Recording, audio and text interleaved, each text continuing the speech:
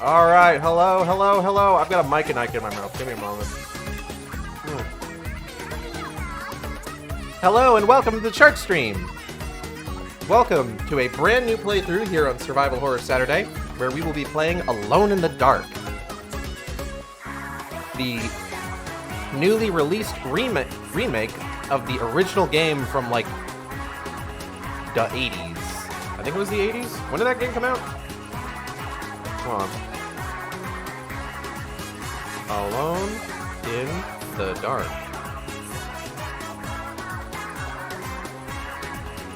No, it was 1992. Okay. I was off fairly significantly. Well, not that significant. It's only a couple years of the 90s. But this is a brand new attempt to revive this franchise. Because I don't know if you know anything about modern attempts to make Alone in the Dark games. They don't generally go well. The last time that anyone attempted making an Alone in the Dark game was back in like 2008, and it was bad. I played it here on stream. It's not a good game. It is in fact quite abysmal. It's an awful experience playing that game.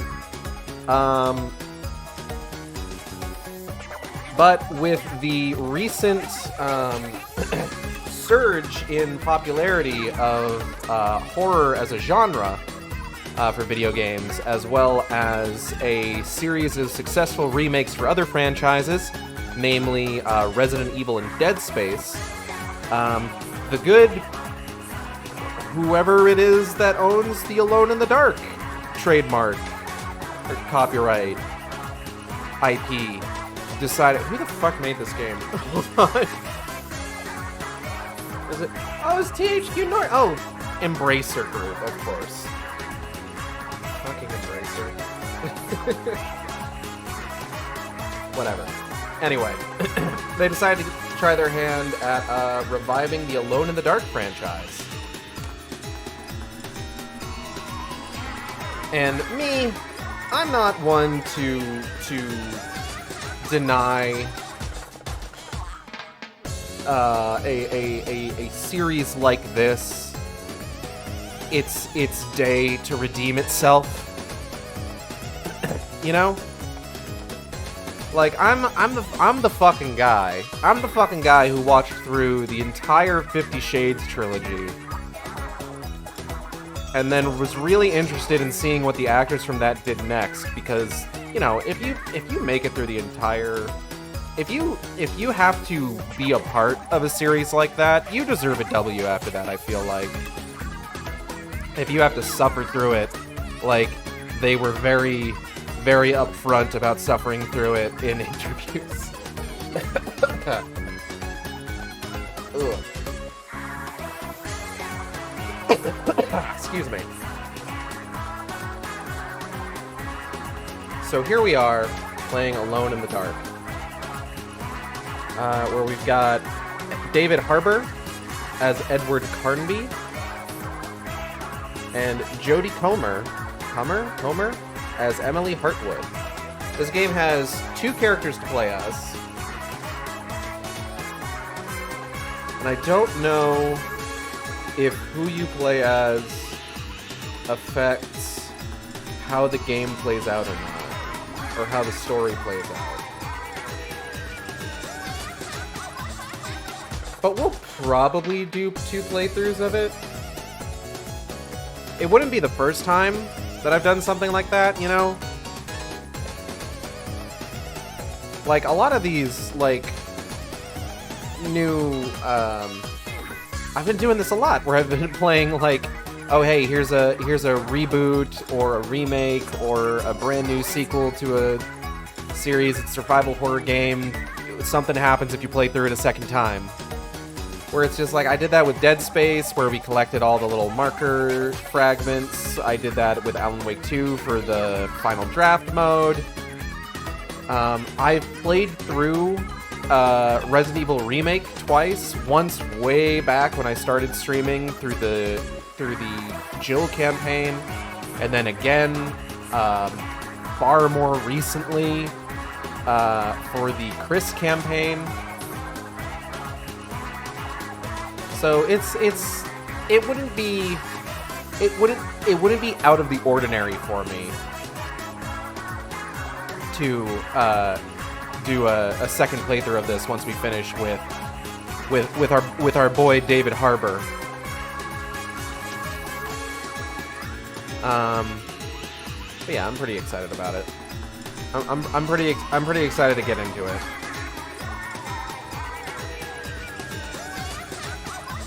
I decided at the suggestion of friend of the stream Audrey. You may notice that despite this being a survival horror Saturday stream and being the first stream of this game, I'm not using a ghost pumpkin soup.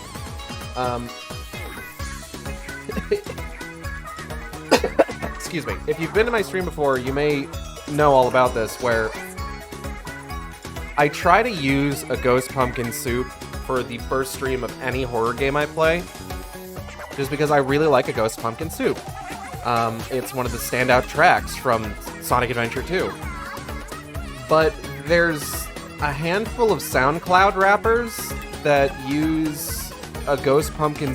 They sample a ghost pumpkin soup or use like the instrumental track for their own mixtapes, and what ends up happening is that their upload of the song ends up copyright claiming a ghost's pumpkin soup.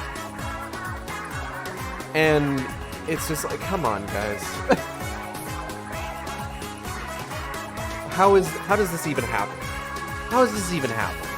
So then, like, Twitch is really good about, like, getting it taken care of quickly for these ones.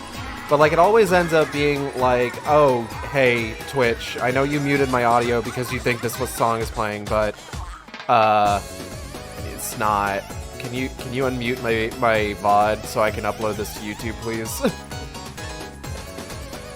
And like I said, they're generally pretty quick about it. I'm pretty excited. I'm pretty excited to get into this game. I've heard some mixed things about it. I've heard that it's got a fair amount of jank. But I've never been one to let jank ruin a good time for me. If anything, oftentimes jank enhances the experience. The one thing that I have heard is that the combat can be kind of frustrating. And if you recall my Alan Wake playthrough, my Alan Wake 2 playthrough, at least the initial playthrough before I decided to do Final Draft on the easiest difficulty mode, I did not have fun with the combat in that game, and in fact got really frustrated with it. So we're gonna need to see how this plays out for me when I get started here. But yeah, you know, like I said, I'm excited for this. This is definitely... Alone in the Dark has always leaned more on the sort of Lovecraftian eldritch horror side of survival horror, versus just like sort of like more visceral, grounded zombie horror like Resident Evil, or like or like sci-fi horror like Dead Space, or like psychological horror like Silent Hill. And while those games definitely can sort of cross over into sort of like the eldritch Lovecraftian horror style of horror, I would say that it is not really the focus,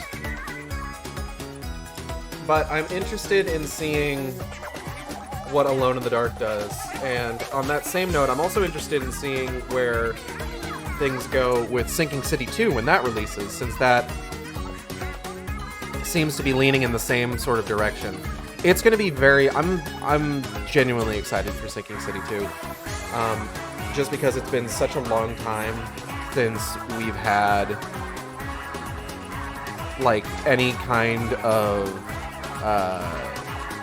Lovecraftian sort of like survival horror game, like explicitly Lovecraftian, like Cthulhu and shit. Like the last time that we got anything like that was fucking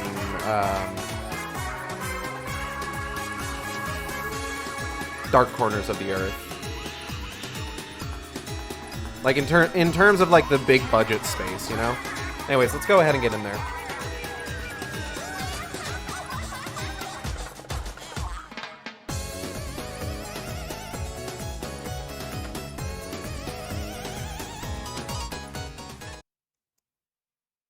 Yeah, bunch of shit on my desk to move over so I can mute the TV. I have the TV turned up a bit, more so than I usually would. Just because I was watching the Berserk Blu-ray earlier.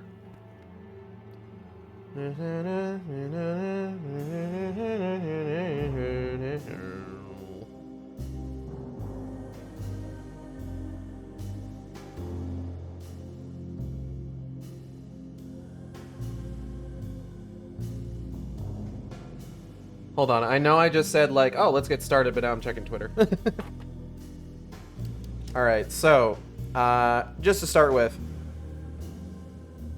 So I got all of like the deluxe edition DLC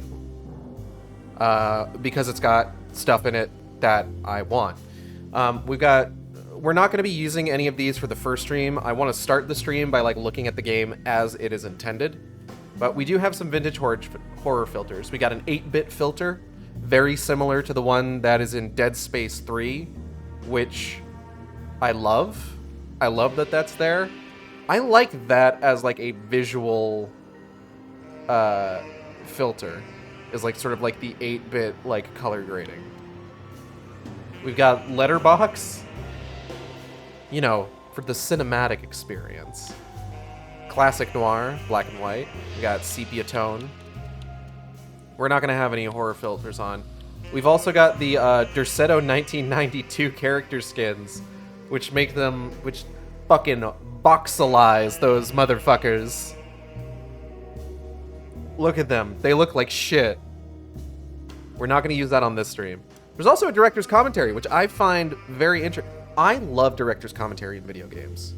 Like, the fucking developer commentary in like Half-Life 2 Episode 1 and 2, in Left 4 Dead, in fucking Portal and Portal 2. It's great. If you ever get the chance to play those games with a director's commentary, do it. Do it.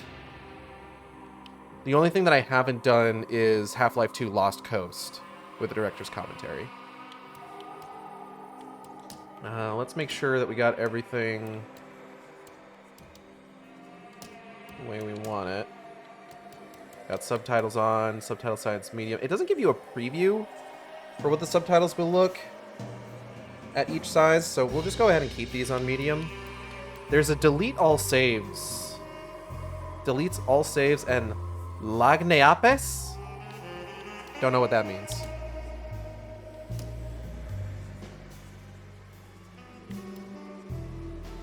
No exorcism guide the player, including hints and helpful highlights. Let's go modern. I'm here for a good time.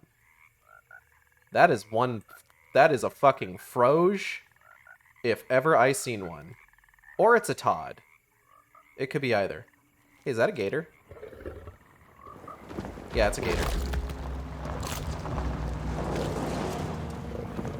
Thank you for not running over the gator. We already have so much gator violence on Natalie's Tomb Raider streams.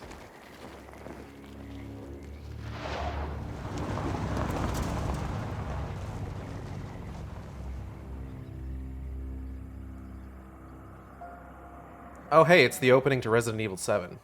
I'm gonna be nice. So, your uncle. What's wrong with him? He's possessed. Damn. As in the devil? Fucked up if true. Something like that. He says a dark man is following him, watching him at all times. Okay, I can't pause cutscenes to change the fucking make subtitles. I do want to make them larger. It's nonsense, of course. But I'd be lying if I said it didn't bother me. You see, it runs in my family. Possession? No, detective. Deteriorating melancholy. Maybe I should have played Grace in the Dark before doing this. Before they grow old.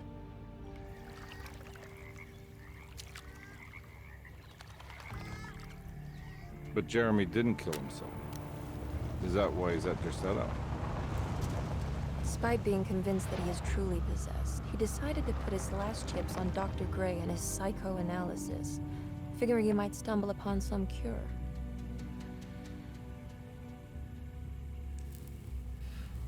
You mentioned the letter. I received a disturbing letter from Jeremy accusing the staff and all the other patients of being involved in some cult. And now they are also out to get him. Could it be real? Or is it all just in his head? It's a story he tells himself, Mr. Carnby. Anything to avoid the truth. Which is?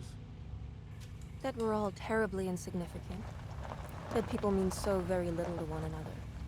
That there is no one out to get Jeremy Hartwood because he isn't worth getting. Here we are. Damn. Fucking roasted, Jeremy. Get shit on.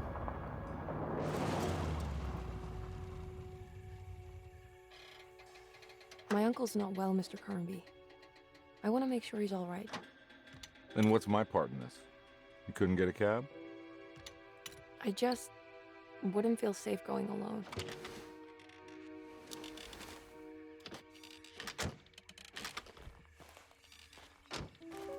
Did you bring a gun? Yeah. You think it'll actually come to that? No. But you might need to wave it around depending on how agreeable the staff will be. What exactly are we gonna do when we find Jeremy? We're gonna bust him out of there. I don't know.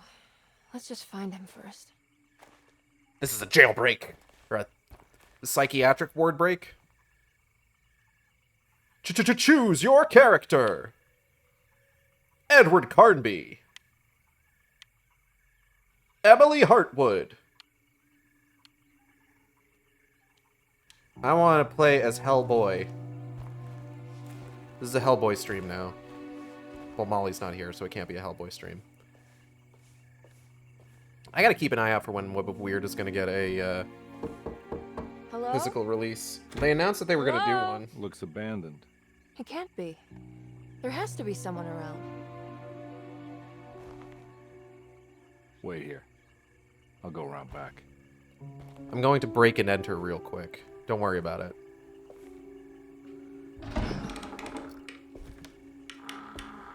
I guess technically it's not breaking and entering because the door was open. It's just entering. Chapter 1.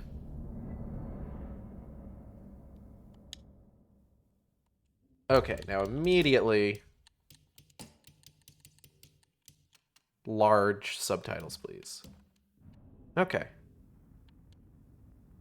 So here we are.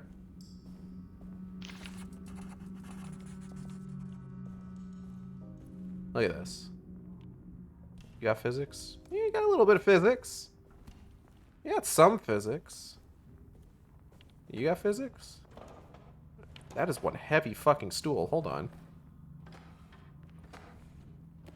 Oh, oh. Oh, you are like...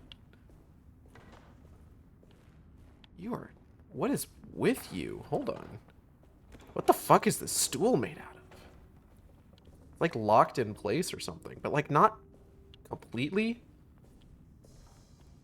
I love starting up a new game and just rubbing my face all over everything. See if I can break it. What's this? Flashlight? Now what do we got here?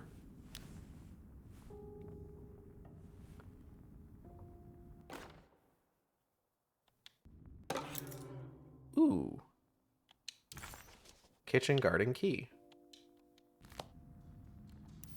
Well, now I'm not in the dark anymore, so 0 out of 10. False advertising.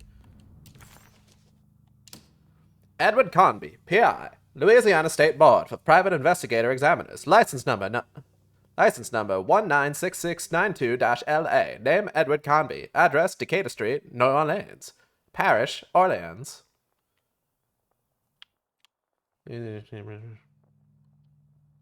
That's right. They don't got fucking counties in Louisiana. They got parishes. Lasting debt. Carnby, why am I hearing from Gloria Allen that you got some job at the loony bin? You better not be thinking of paying her off before me. I don't want to take you for a ride, so get me my money. I'll be at the Maccabeen all night if you score some dough. Obed Morton. Carnby, Oh. why am I hearing from Gloria Allen that you got some job at the loony bin? You better not be thinking of paying her off before me. I don't want to take you for a ride, so get me my money. I'll be at the Maccabean all night if you score some dough. Obed Morton. Maccabean. I'm gonna go with Maccabeen.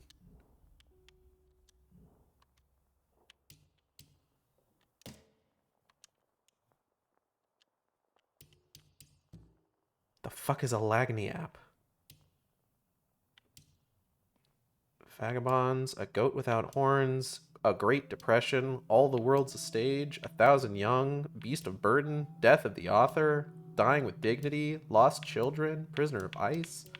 The fuck is all this? Forbidden Knowledge, Secret Objective,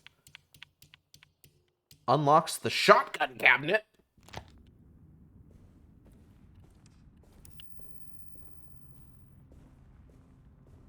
I want to unlock the Shotgun Cabinet. That sounds like a grand old time.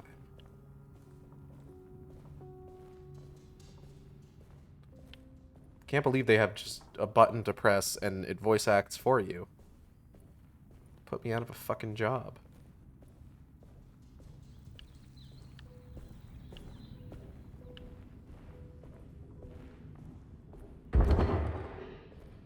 What the? I thought that was the sound effect of me pulling my gun up. What the hell? Click, click. Booyah. Hello.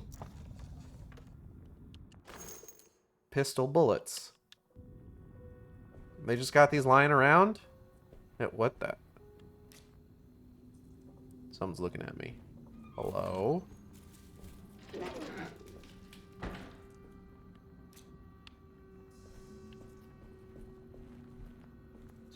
That's weird.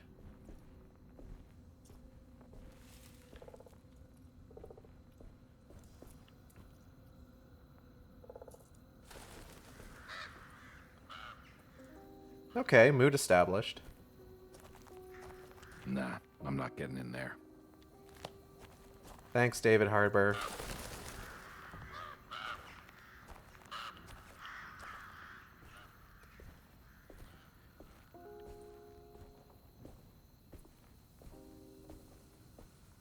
This game looks really nice.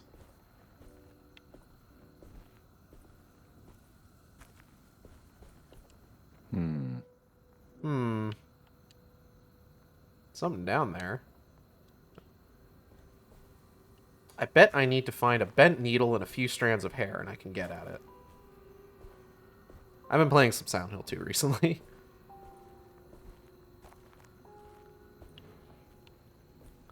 I'm still not 100% certain how I'm gonna feel about the remake, if that ever fucking gets released. Whoa. That's a big-ass tree. It's a fucked up looking tree is what it is. Okay, let's go look at the fucked up tree. That's one big tree to fit inside a conservatory. The tree is whispering at me.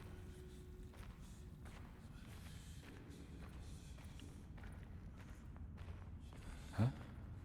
What? Yep, tree's definitely whispering at me, which is not the sort of behavior you want from a tree.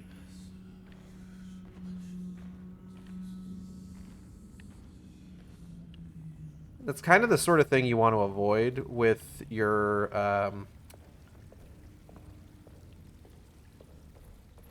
botanical pursuits, is plants that whisper at you. Wait, is booze my health?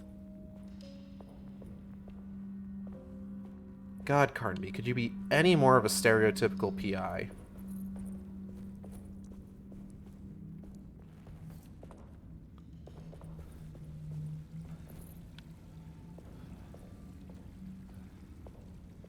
What we got down here? I need the key. Damn.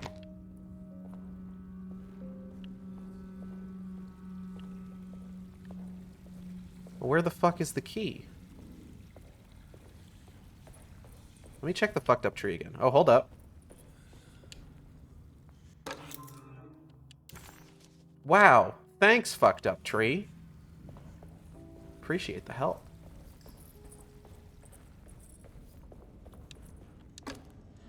Ka-chow.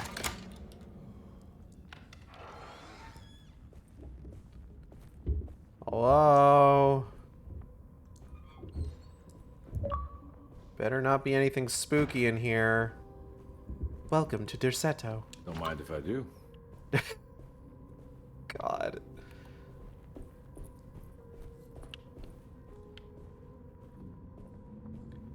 There's anything scary in here, there better not be. Family Bible. Every day Oh, your God. silence weighs a little heavier. It's been a difficult Hello, year Amalgam. for everyone, and many have lost all hope. I read in the papers about people suffering.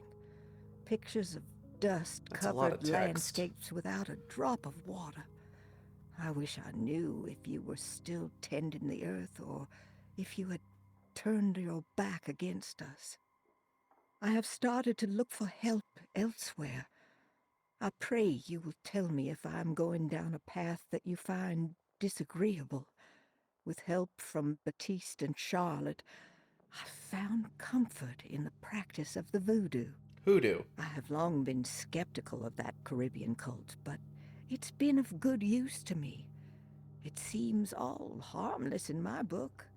I say some words dreamt up by the Creoles, and I carry around a small pocket of gree-gree.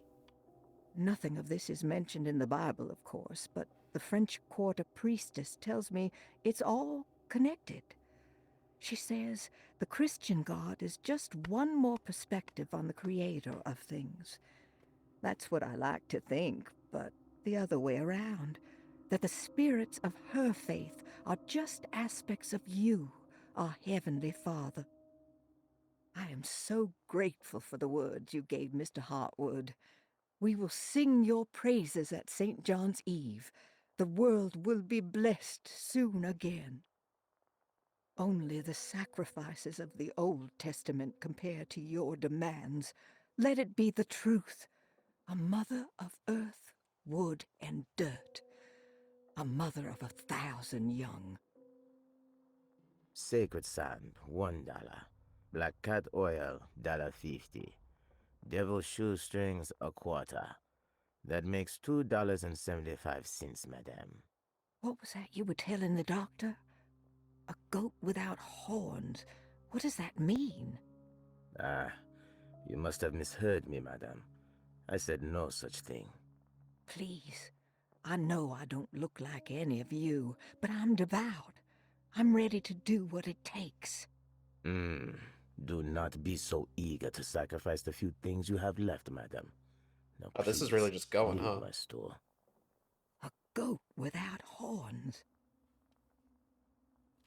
Okay. I love that being just like, hey God, you're not fucking getting shit done, so I'm gonna go to another religion.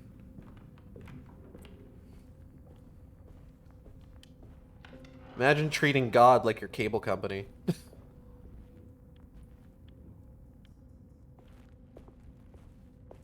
Hey, I've been a customer of yours for like 20 years, but I get I gotta tell you, the guys over at Hinduism are giving me a really good deal right now. And they say that I could even keep my phone number.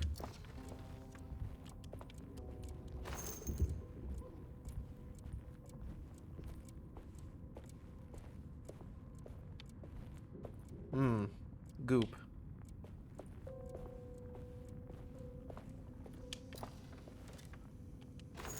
Finding a lot of bullets in here. The fuck was the kitchen staff up to?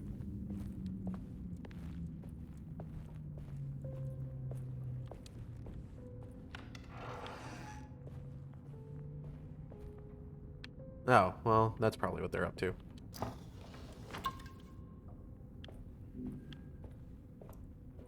Excuse me.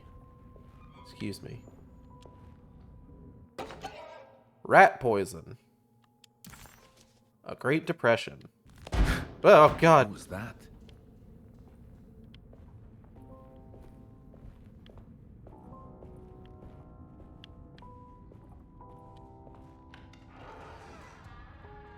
I mean, it's better than trying to parse through Scientology's customer service.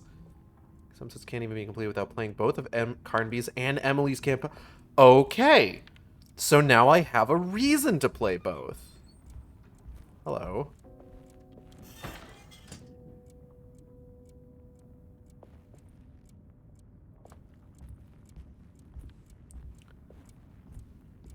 So, Lagny apps unlock things. Special information. Lore, if you will. And they carry over from game to game, and there's some that can't even be completed if you don't play through both stories. Good to know. I appreciate the heads up. I like that the game told me that now. What the fuck am I looking at? Is this a dungeon?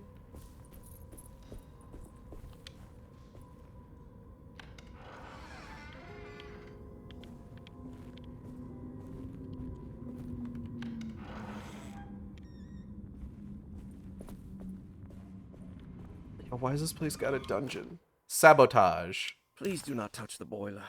It is working after all. While the sabotage has caused a leak, only the decorative plate has been completely ruined. Let's wait for Mr. Chance to turn up and he can take a look at the leak. Mr. Waits. Oh. Damn, my controller died. Hold on. I should update that picture to one that's got, like, the hair. Where are my batteries? Here we go. I wonder which commission I should use for that.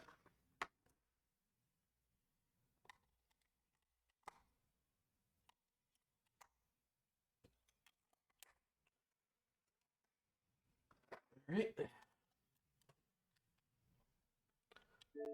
There we go. Oh, hold up. Roulette. That doesn't look safe. Huh. I like kind of just broken valve. Oh, can't do anything with that.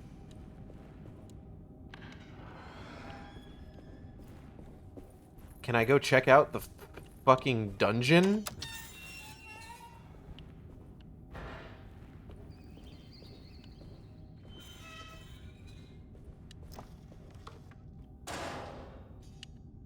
No, nothing in there? Okay.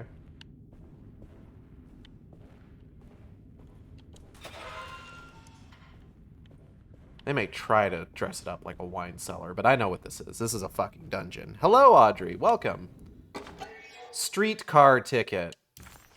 The Crescent City. What was the streetcar's name? Locked gate. I need the key. You said it, David Harbour. Alright, let's go upstairs. Maybe you'll finally fucking let Emily in.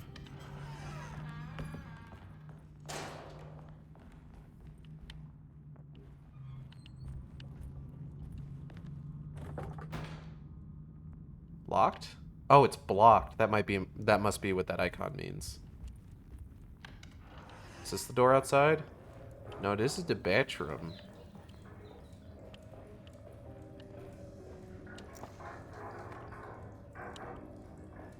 Oh, these guys definitely got something wrong with their pipes. You hear that? Audrey, are you just gonna say rat in chat every time there's rat? Is that what I'm in for right now? Like, by all means, do that. But just let me know. Just let me know that that's what the plan is. What we got here? What if I rat in the chat if we all see a rat? I mean, go for Sunday, it. June 22nd. I spent all day looking for Jeremy. I should have cared for the others, but I'm scared that he will do something irreversible. Cassandra is upset that I didn't give her the latest shipment of pain medication that Waits brought from the post office yesterday. I would have given it to her, but the company didn't send a new key this time around, so the box is just sitting there on my desk. They must have figured we had plenty of their gimmicky keys by now. I only remember seeing one lately. Grace was playing with it inside the grand parlor. Unless it turns up by itself, it will have to wait. I have to figure out where Jeremy is. I think Jack knew something. That dog of his found a strange rot permeating the house. Strange rat? Oh, Showing rot. us, he said. Like those blots and streaks of fetid rot was talking to him. Fetid rat? I mean rot, sorry. Now I'm just rat-minded. I got rats on the brain now. Booze.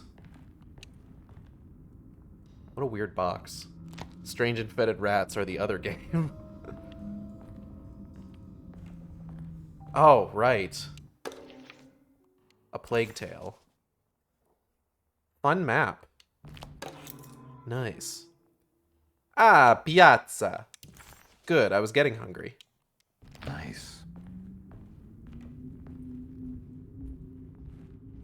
Pizza key. Open map. So where the fuck is Emily hanging out? It's updated with information about the world, including locked doors and unsolved puzzles. Do I check upstairs? I'm gonna check upstairs. It's wedged shut. Damn.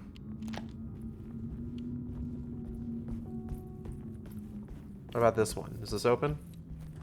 Looks important. Need key?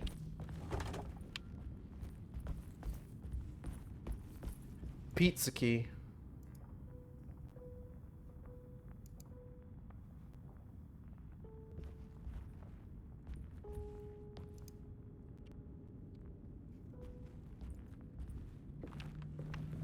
All right, let's head out into the pizza then. Ka-chunk.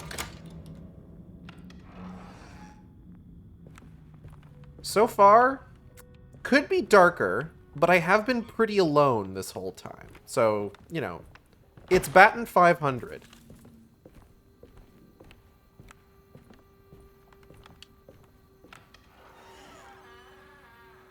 Oh.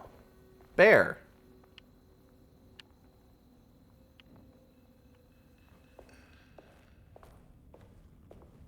Door. I need the key.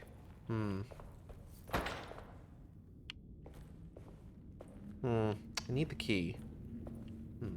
Looks like it needs a key. Looks like I'm not getting in without a key. Bear cutscene? Oh god. Thanks. Hey girl, hey. What are you doing? Who are you? Whoa, pardon me, excuse me. My name is Edward Carnby, private investigator. I hope you don't mind we let ourselves inside. I do mind. This is private property. You can't just barge in here. I'm sorry about all this, but I'm looking for my uncle. It's urgent, and no one was answering the door. We can't hear you knocking anymore. None of us can. Who is your uncle, darling? Jeremy. Am I right? She has that heartwood gloom, doesn't she? That's right. I'm Emily Hartwood. I just came to make sure my uncle is all right. Well, he is These unavailable people stepped out of a right now. goddamn Clue He'll have to game. come back another day. Unavailable? How? Is he sleeping? We can wait. He's lost. Don't I know you from somewhere? Who's your man again, Miss Hartwood? My name's Edward Carnby, private investigator. Splendid. Enough! All of you! Get back to your rooms! McCarthy, keep your eyes on the child.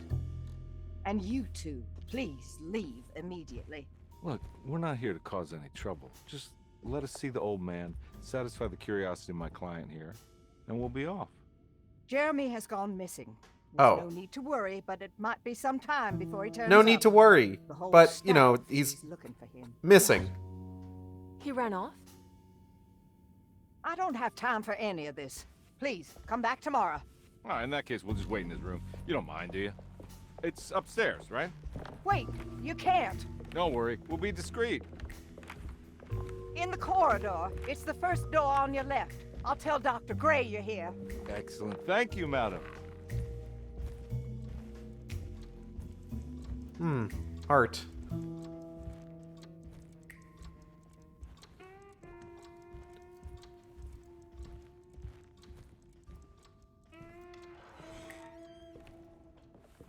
I am kind of wishing that I had started the stream playing Grace in the Dark All right. as a Here we prologue. are. Let's look around. See if we can dig up any clues. Maybe I'll do that before I do the Emily playthrough.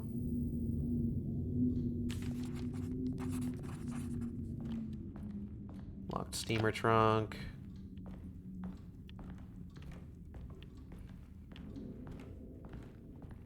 I love that. Hey, I sent my uncle, or we sent our uncle to this place for these folks to look after him. But I got a letter and I'm a little worried about him. And they get there and just like, oh yeah, he's missing. He's wouldn't you know it? He's not here right now. We may have misplaced your uncle. The Commonplace Book. Every night the dark man stands opaque at the threshold of my room, counting the days until my spirit spills out of my tired shape. Only his pallid mask shelters my remaining sanity. Staring directly into the face of that demonic sultan would surely sunder time itself. All right, man, calm down. Would he have looked the same to my father as he struggled for his life? Does his veiled face haunt my niece quite the same way? I wish so that I could rest my soul in that sunburnt convent of Teruel. Would I find you there, Juan? Or Senora Perosi, back from the beyond? Every night I hide from him, moving from one misshapen memory to another. Scenes conjured out of fantasy and delirium. Places I struggle to even paint. I wish I understood your death, Senora. Is there anything I could do for you but bury you in that bleak necropolis?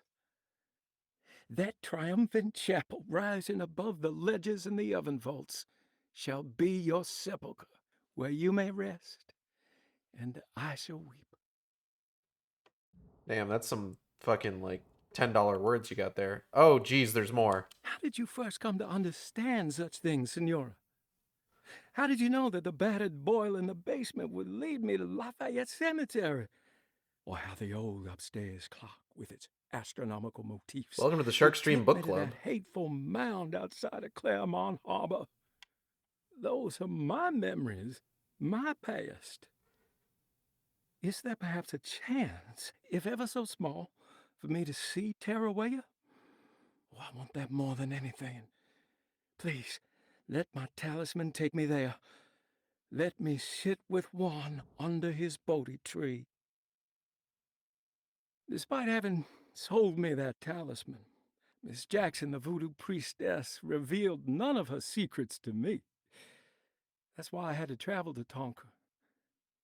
Instead, she cruelly told Baptiste, my caretaker, that he would be betrayed and killed in the most awful way, that the one he loved would pierce his thigh with a sharp spear, and that he would be devoured by his own mother.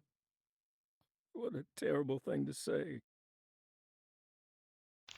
The people of Deseto were becoming dangerous.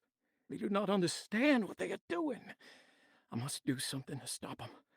I tried talking to Dr. Gray, but he confuses my worries. He's caught up in treating me. How can he expect evil to be cured with medicine and conversation? The orderlies, the housekeeper, and the patients are all deranged. They will call upon evil to enter this world. All would be lost. Everything. Unless I can find the clerk, Mr. Waite. He seems to be a clear-thinking man. Maybe Beauregard. Beauregard's a fun name. The dark man offered me a prison, and I accepted. I signed that miscarried contract and entered the dark pact. Everyone is safe, except for me. Beauregard.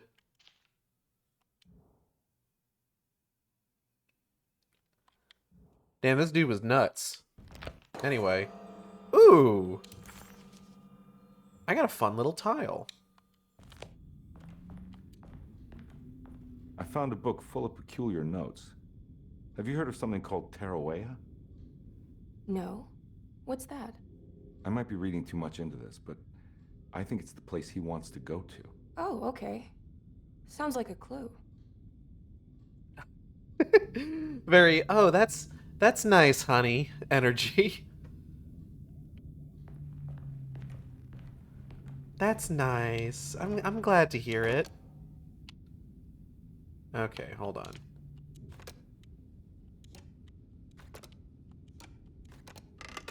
Not the most complicated kind of sliding puzzle. Hello. Hey, you know anything about this? Looks like some sort of talisman. No, Talisman? I don't. Oh, help me out here, will you? You seen a lot of talismans in your time, Detective Carnby? Do a lot of work with talismans? I would kill the guy, throw some of this stuff out. I'd be crazy too if I had this much junk lying around.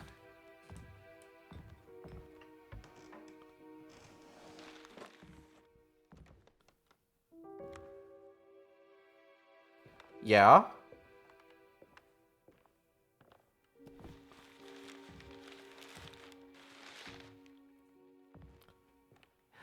Oh, wow. That's striking. I want to save this one. Yeah, it's pretty good. Hey, quick question. Does your uncle take commissions? Could he draw my fursona?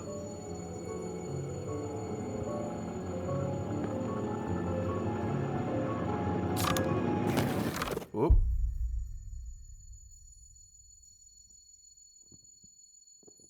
All right, come on. I want to go see Dr. Gray.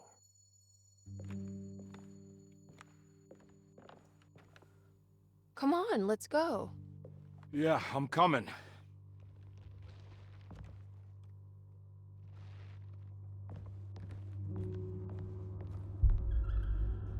Miss Hartwood.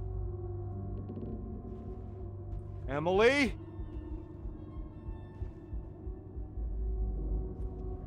Oh, is it time for shit to get weird? Ooh, golly gee whiz, I sure hope it's time for shit to get weird. What the hell is going on? Where am I?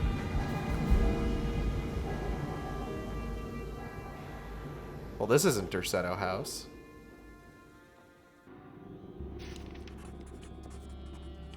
Investigate the corner store.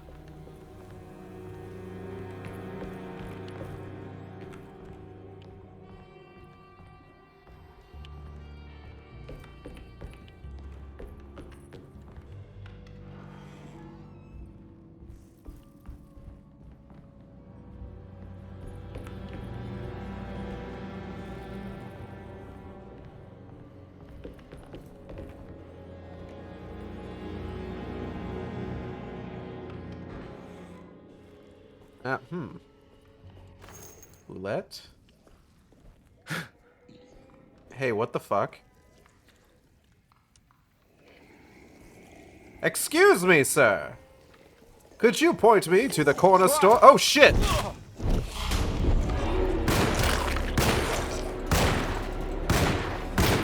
Ow. Ah, fuck. I'm having a little bit of trouble here. Ah, Jesus Christ.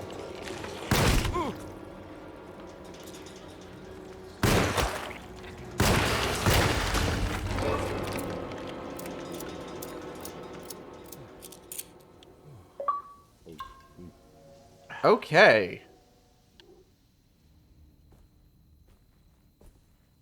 So that felt unfair.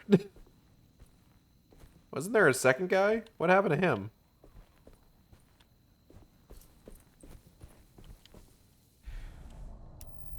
Do I have like a... I don't have like a... Shut up. I don't have like a melee attack or anything.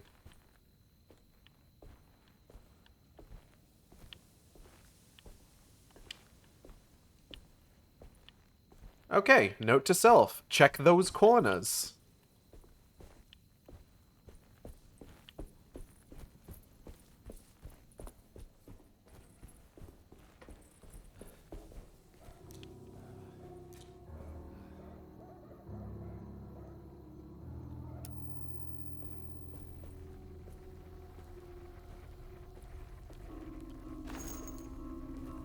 Check those corners, lest some sloppy creature. What on earth? Can't go that way. Can't go that way. I can't go that way. I can't do that right now.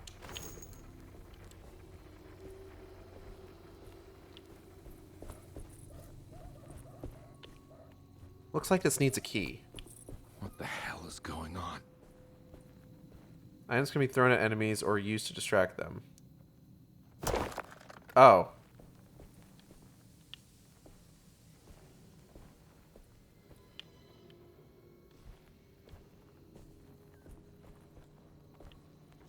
Why is it telling me to sprint now?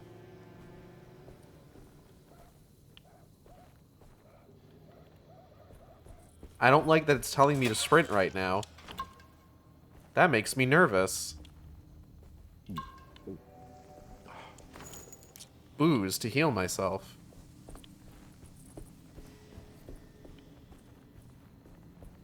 I fucking heard that. I fucking heard something. What's this do?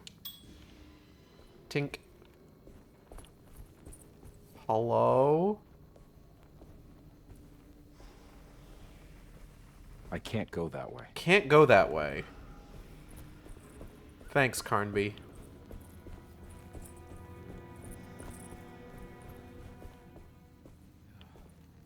Looks like I can't do anything with this right now. Need a key. I can't go that way.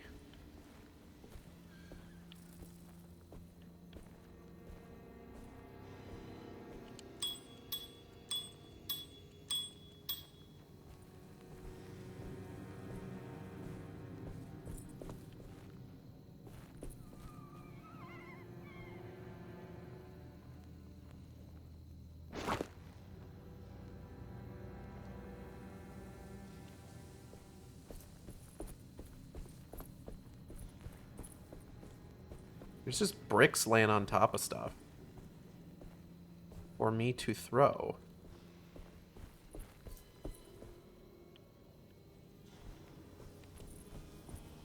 I kind of like that as an option. Like, if I run out of, like, ammo in the middle of a fight, I can, like, track down a brick to throw at somebody.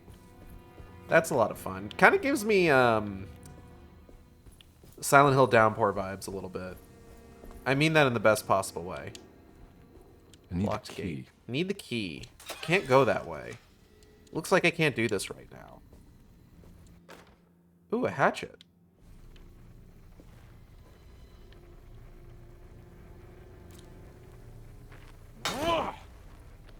Wow, that kind of sucks.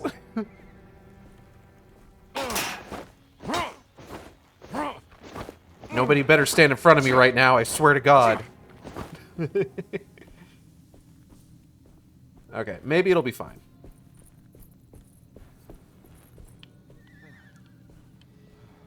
Alright, let's actually do the things we're supposed to be doing here.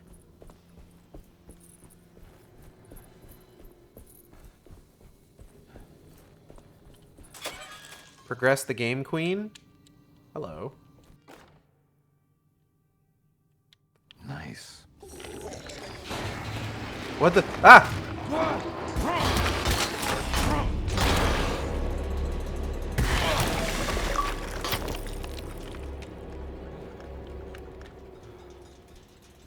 Okay.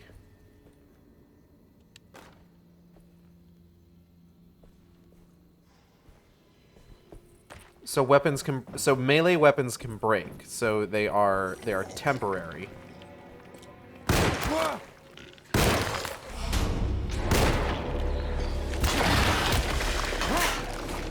Oh shit.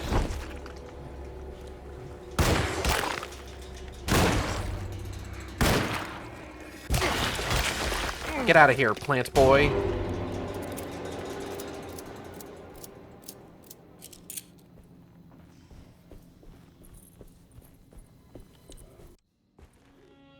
Johnny the Conqueror.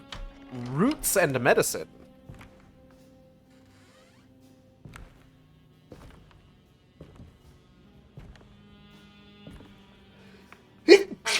Excuse me. Don't let them get inside, carnbin. They're not the good kind. Are you... Is this your That store? man is tall. There are no owners here. We both strangers in Jeremy's story.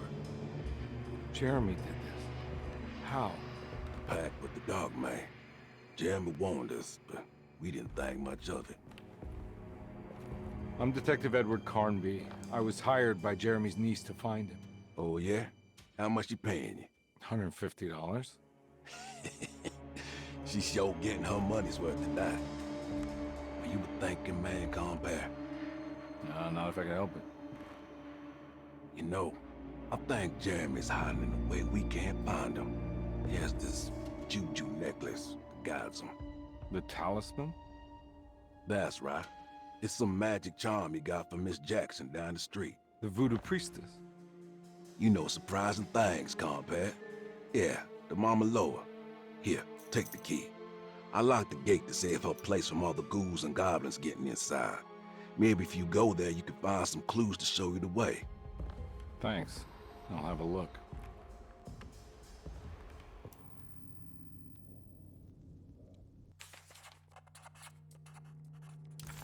Batiste's keys. There are 3 keys on the chain. One that opens up to Miss Jackson's place in the French Quarter. Then there are 2 belonging to Fuck, that one. Derceto. One for the clerk's office and one for the library. Preserved reptile. Cool. Goat without horns.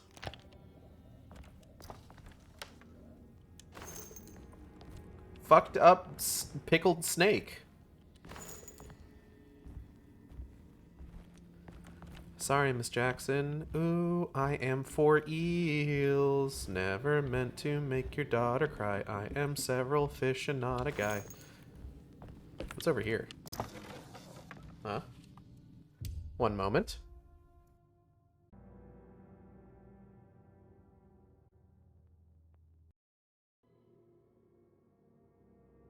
Alright, I'm back. Huh? Does this have a fucking... Oh, right. I forgot that I opened that to get into this area. I was looking at that and just like, is that an easel? What is this? Hello, sir. You're very tall. You want to come along? Nah, I'm gonna stay here for a while. Oh, alright. Cool. More dialogue? Anything I can do for... Sorry, I didn't catch your name. Baptiste. Just tell my sister Lottie I'm alright if you see it.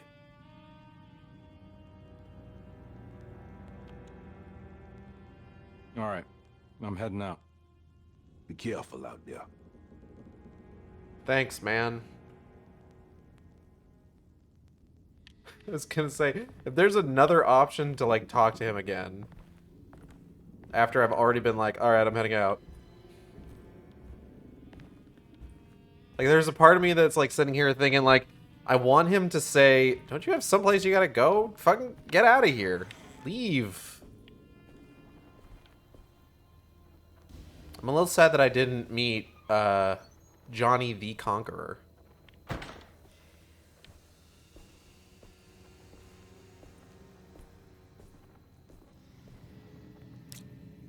This guy's all fucked up.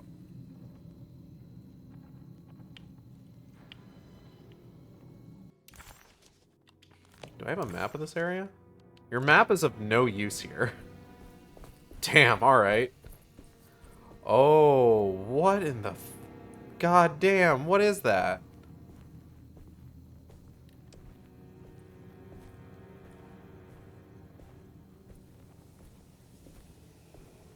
I'm gonna throw a brick at that thing.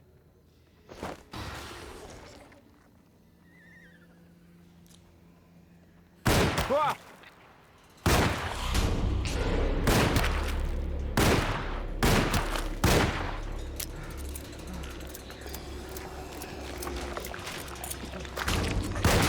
Damn.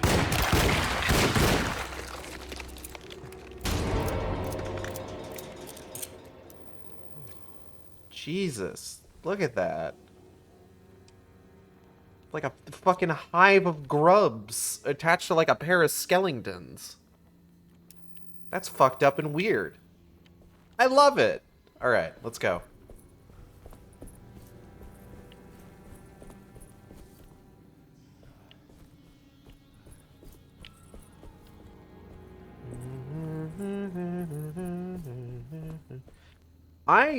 I'm not...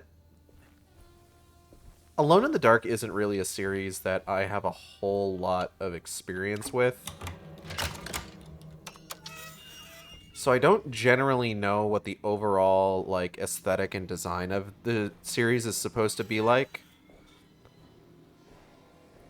This is off to a good start so far.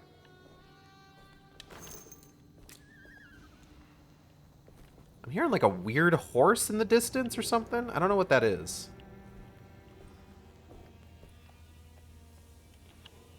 Oh. This looks ominous. Don't know if I like that.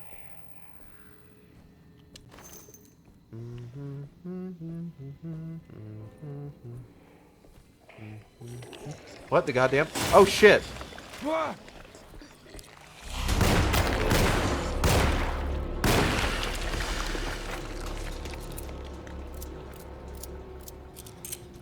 Looks like I've got a bit of aim assist on.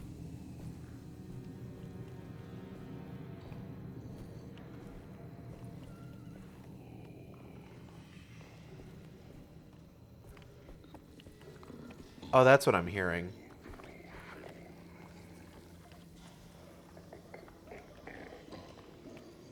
Can I hit that guy from down here? I really want to hit that guy from down here. Oh, is he coming downstairs? Yeah, he's coming downstairs. Oh, no, he's not. He's going back up. I think it would be really funny if I hit that guy from down here.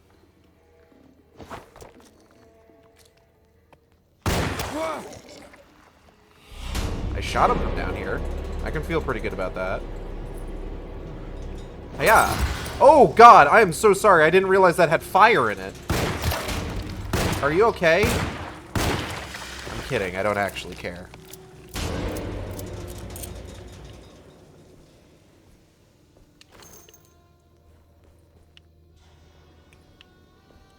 Yo, they just got, like, Molotov cocktails just lying around here, I guess.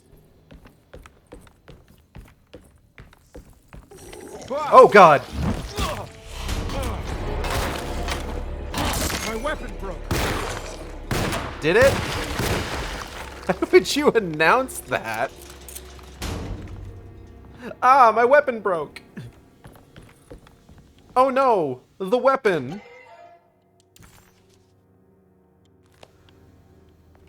My weapon, it's no more. In using it, I have in fact broken it due to the weapon degradation over time.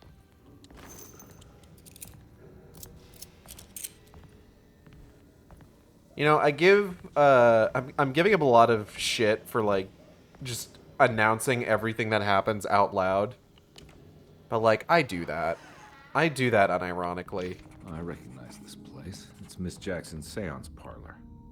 Let's see if she's got any information on Jeremy's talisman. Oh, hey, the talisman. It's the talisman, like the one in the painting. Let's see if she's got any information on the talisman. Oh shit, the talisman! An old talisman shaped over centuries. The engraving of the numbers looks to be less than 100 years old, but the base could be from antiquity. The polished black sunstone in the middle has a glass finish and occasionally gives the impression of hiding a picture within itself. Cool. I think it's meant for the talisman. I don't want to do anything with this right now. Talisman schematics. Talisman with black sunstone. An ancient navigational tool found inside a cheniere along the Bayou Tonk. The old grave was uncovered by oil riggers and said to have unleashed a vagabond devil that massacred its finders. Fucked up. 3 numbers are needed to span a bridge between escapes of dream and memory, according to Stein. Not where I want to be, but it's a start. 358. 358. Got it. Hold on, I'm adjusting my mic real quick. But yeah, the most, like, exposure that I have to the Alone in the Dark series is the 2008 game.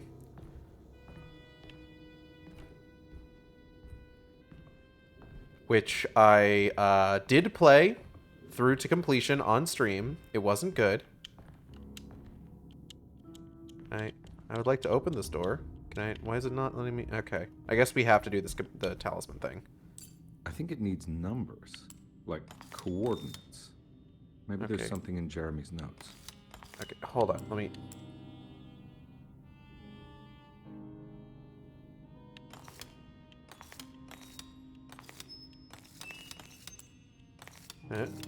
okay.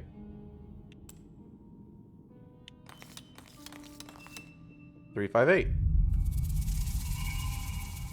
It's showing something. A place? Where is that? Yeah. Huh. Oh. All right.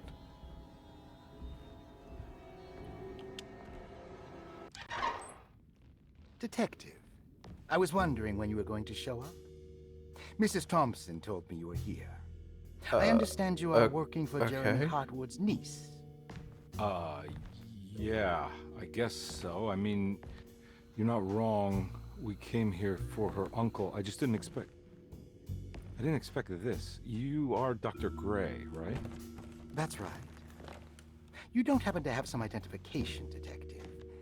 I'm not keen on having strangers prying into my business.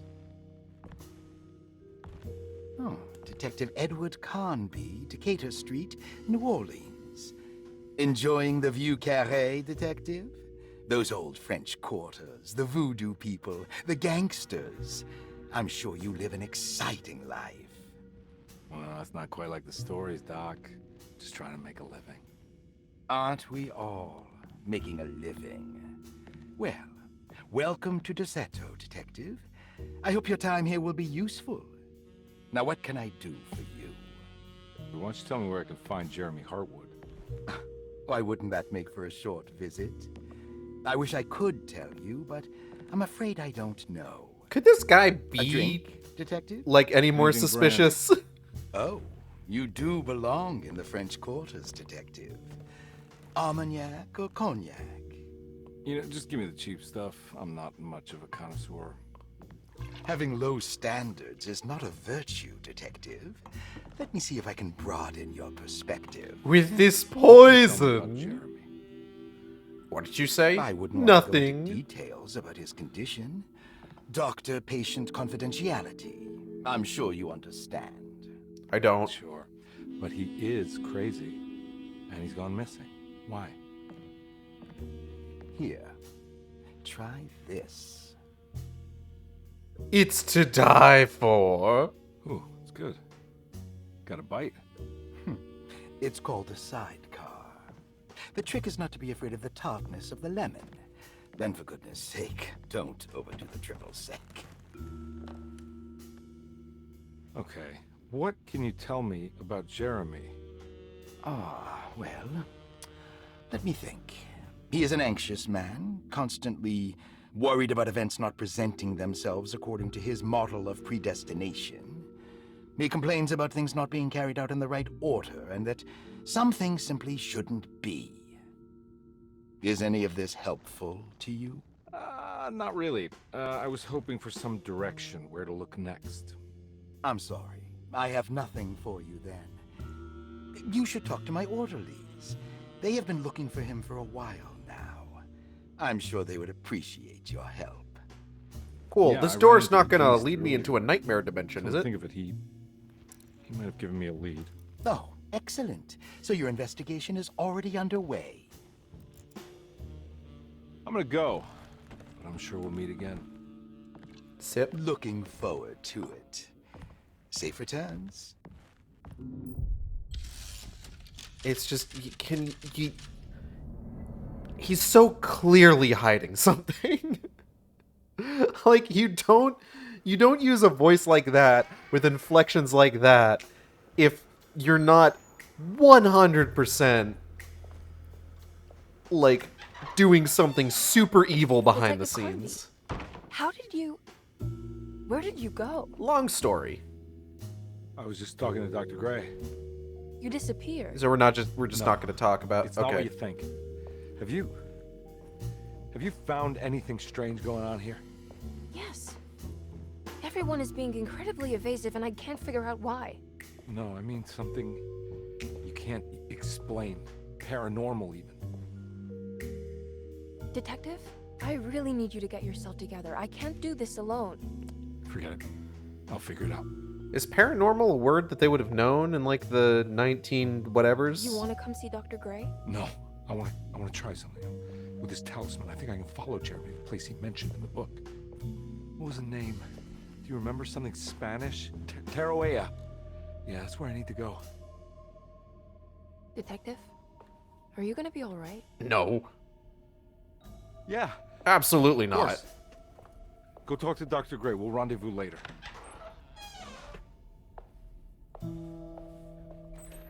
Nothing is fine. Everything is broken.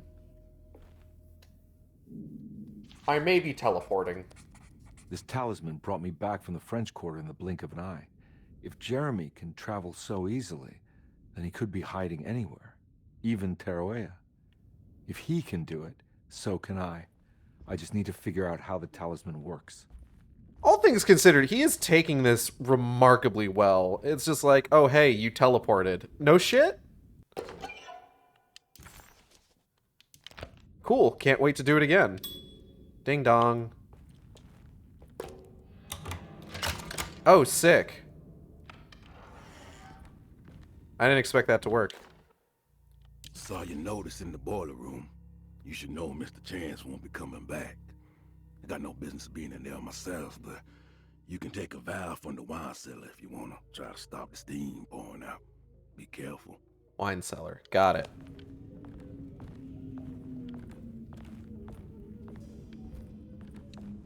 I need the key. I need the key. Don't have the key. Looks like it needs a key. Room key number 6. Okay. Staff and patient directory. Dr. Elmore Lee Gray is DeSeto's chief doctor. Accounting and all administrative work is handled by me, Paul Waits. Magdalena Thompson, or Mags, is responsible for the household. Jean-Baptiste and Charlotte Tabois are responsible for keeping the guests' medical regimens in check. Finally, Jack Chance is our gardener, who can occasionally be seen in the conservatory, but is for the most part busy outside. There are currently 6 guests at DeSeto. Malcolm McCarthy and Ruth Tallant reside on the first floor. Jeremy Hartwood, Elisabetta Perosi, Grace Saunders, and of course, Cassandra Beauregard live on the second floor. Beauregard. So we've got the key to Elisabetta Perosi's room. Got it.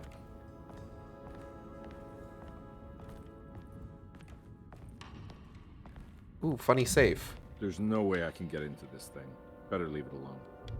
Damn. Patient files.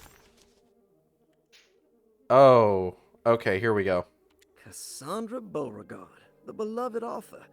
Very exciting, isn't it? What do you want to put down for reason for admission? What her agent told us. Cassandra suffers from writer's block and needs to finish her moving picture script before the end of June. Mr. Chardot suggests Cassandra's heavy use of barbiturates is holding her back and risks ruining her career. And how should we summarize her personal history? Let's keep it short. Cassandra Beauregard is a beloved crime author who managed to pull herself out of poverty and into stardom. 5 years ago, she tried killing herself by jumping off a balcony. The incident left her a cripple and now relies heavily on her wheelchair. And for diagnostic impressions? Cassandra suffers chronic back pain following her suicide attempt.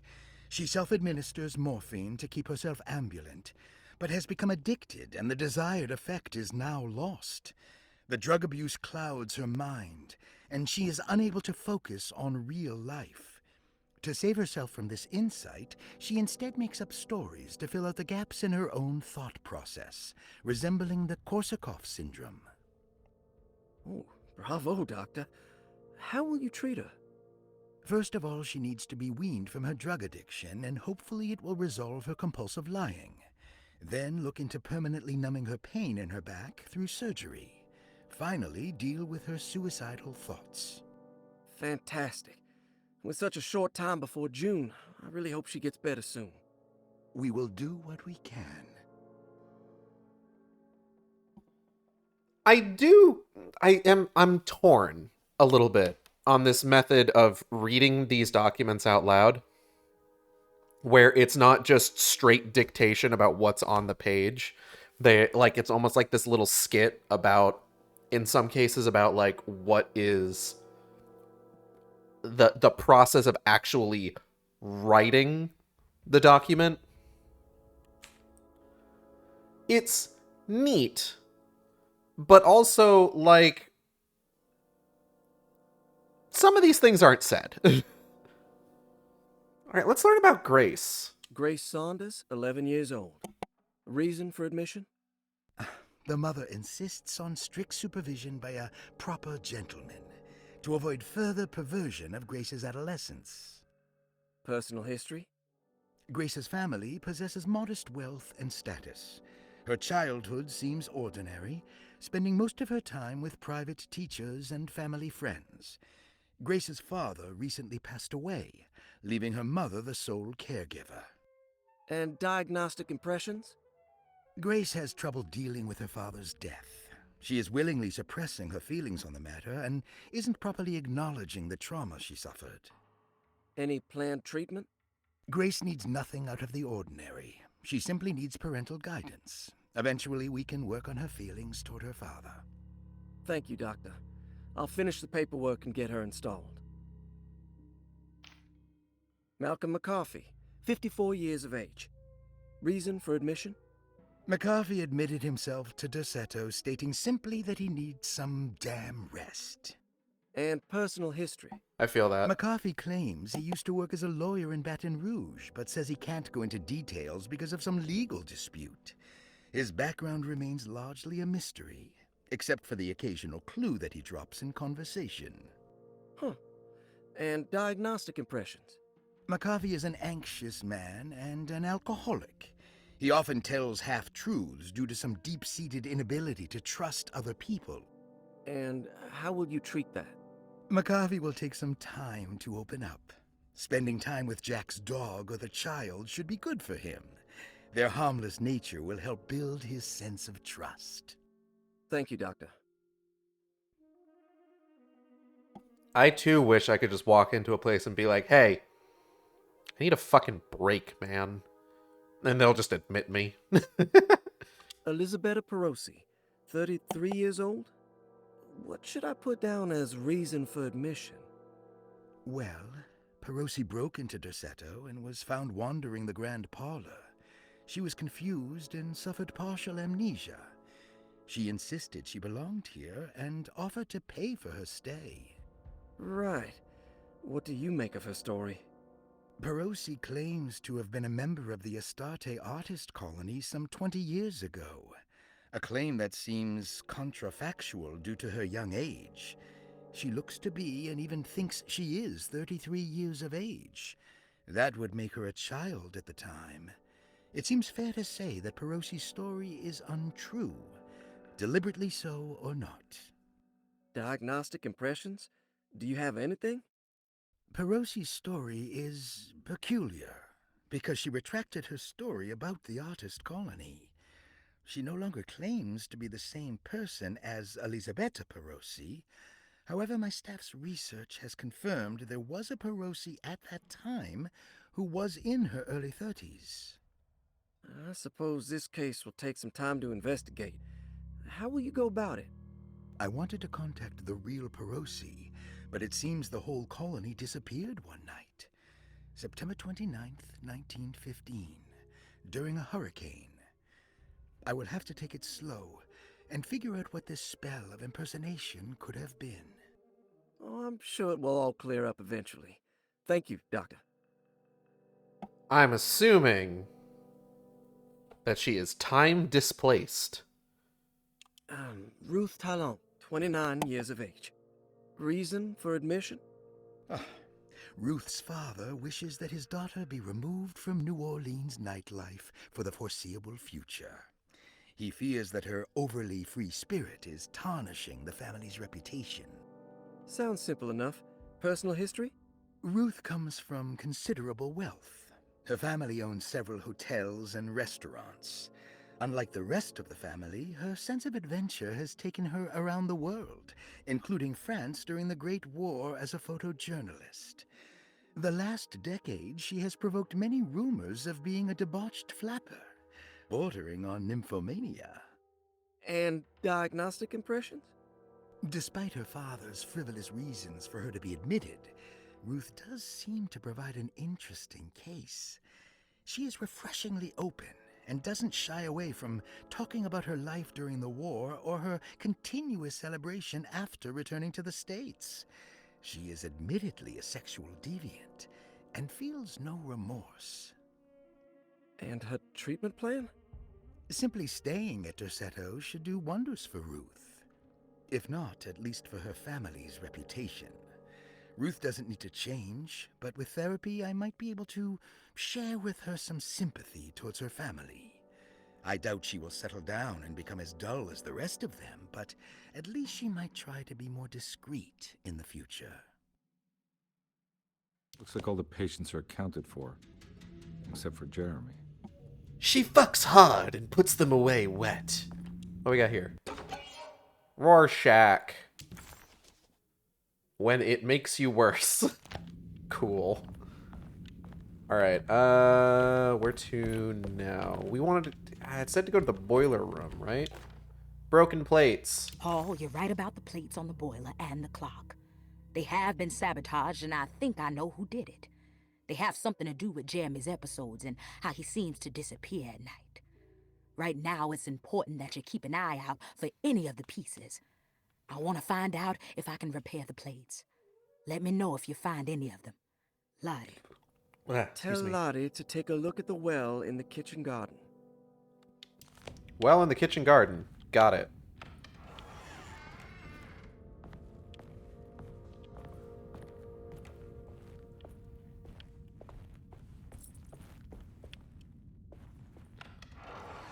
Bear. You know, I want to see... Can I eavesdrop on... Did she went to go talk to Dr. Gray, right? Can I eavesdrop? Ah!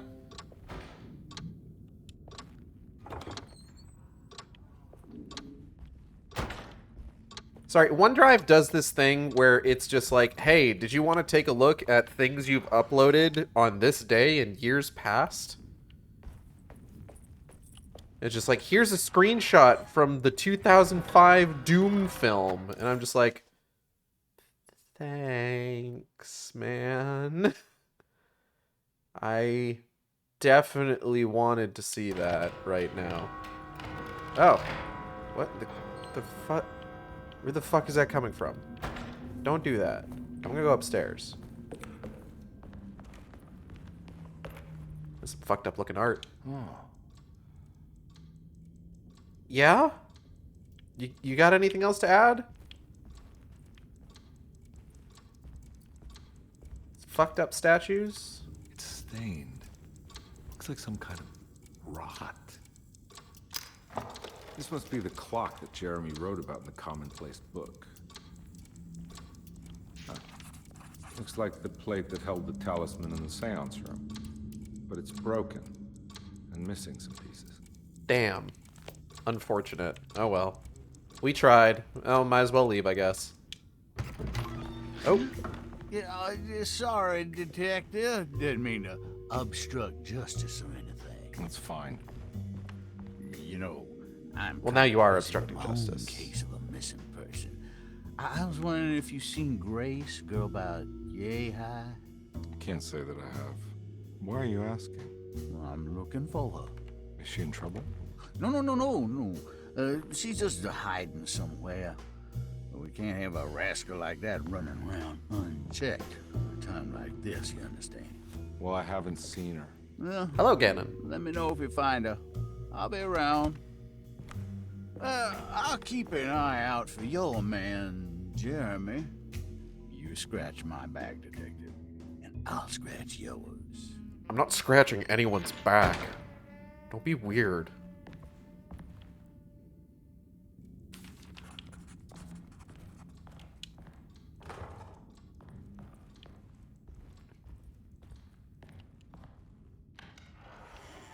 Hello? Everything's back to normal here. Oh, right. I've got the key to room 6. I would like to go in room 6. Hold on. Oh, I thought there was like a trail on the ground from something being pushed. Which one is room 6? Was it Perosi's room was room 6, I think? This is Baptiste's room.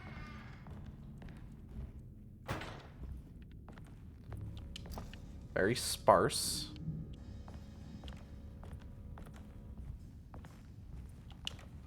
What do we got here? Fountain pen. Lost children. Oh, this is part of what gets me the shotgun cabinet. Fucking dope. I want to get a shotgun.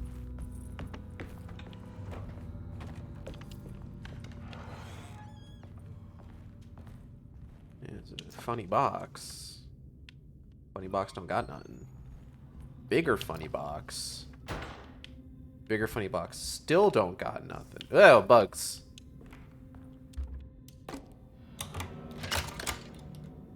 Click, click, click. Booyah. Huh. How eccentric. Oh, this place is fancy. Look at goddamn. Hello. James McMahon. These paintings got some grim-looking rot on them.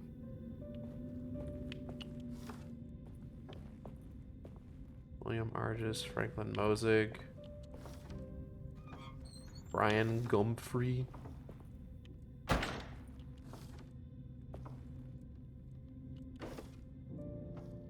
Philip J. Curtis. Nora Keith. What did that do? What the? Wabba? Wabba? Don't talk to me. Oh, what's this? Astarte Artist Colony. I remember hearing about their disappearance. Must have been 15 years or more now. Oh, wait, hold on. William Argis, Franklin Mosig, Nora Keith. Argis, Mosig, Keith. 294. 294. Perosi's journal. Will I need to remember how to get them out again? They are locked up for good reason. I am sure she is still able to whisper the answer in the ears of the wrong people. But not for long. I will see her burned soon enough. That black goat will be sacrificed to put an end to it all. Then it will all be over. No more Derceto, and sadly, no Astarte. Those good pirates of Pontchartrain. May you still sail the lake until you find the shores of Hali. Cool.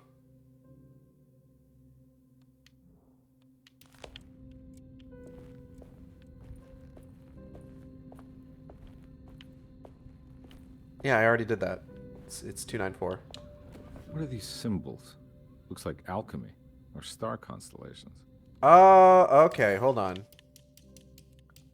So if it's 294, we want Pisces, Libra, Taurus.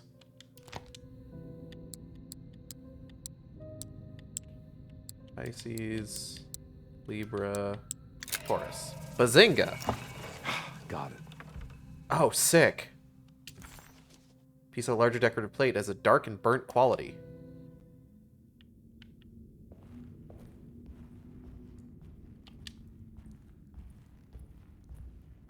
Oh, what, are you not gonna let me look at things now? Is that how it is? I solved the puzzle. Now I can't touch nothing. Ow. Oh, those are some big... But what in the... What in the goddamn?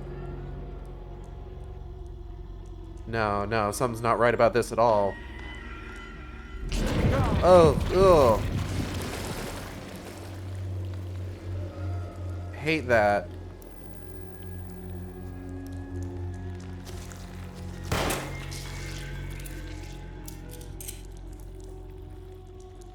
That's nasty. Can I, like, just go around you? Oh, God. Oh, Jesus. Oh. Ow. Pain.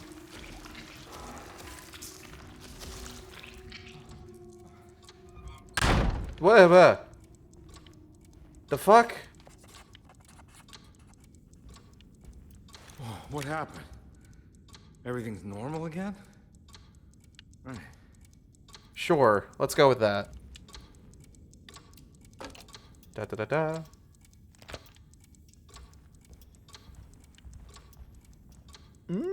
I have a secret. A lot of that going around. Oh, that's the rod I was talking about. I need the key. Need the key. Don't have the key for this. Looks like this needs a key.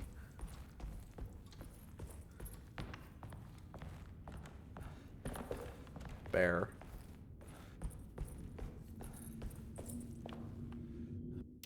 Okay, let's take a look here. So that's about all I'm going to be able to do up here, I think. I need the key. Need the key.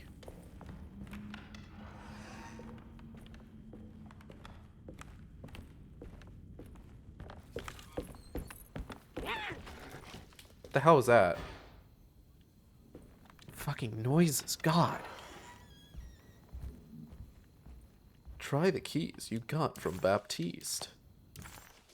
God, fuck, maybe I should. What's up here, though?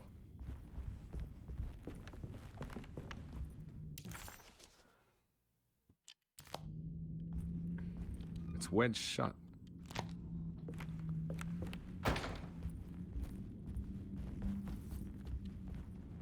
Into the library we go. Hello? Books? Are there any books in here?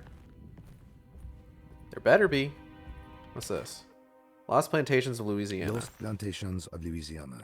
Oh, this is a long one. 1917. Yeah, alright. Deseto was a small plantation on the eastern shore of Lake Pontchartrain. The land was considered difficult for industry and was sold for only $30 to Elijah Pickford in 1818. Pickford employed hundreds of workers from nearby New Orleans to clear the woods and build a small plantation mansion facing the lake with a striking Greek Revival temple facade. Deseto kept a modest production of barrique tobacco and indigo that persisted up till the Civil War. During the antebellum era, Deseto was the source of many rumors concerning voodoo and witchcraft. People who traveled the lake reported seeing people dance at night in front of bonfires, bleating and wailing.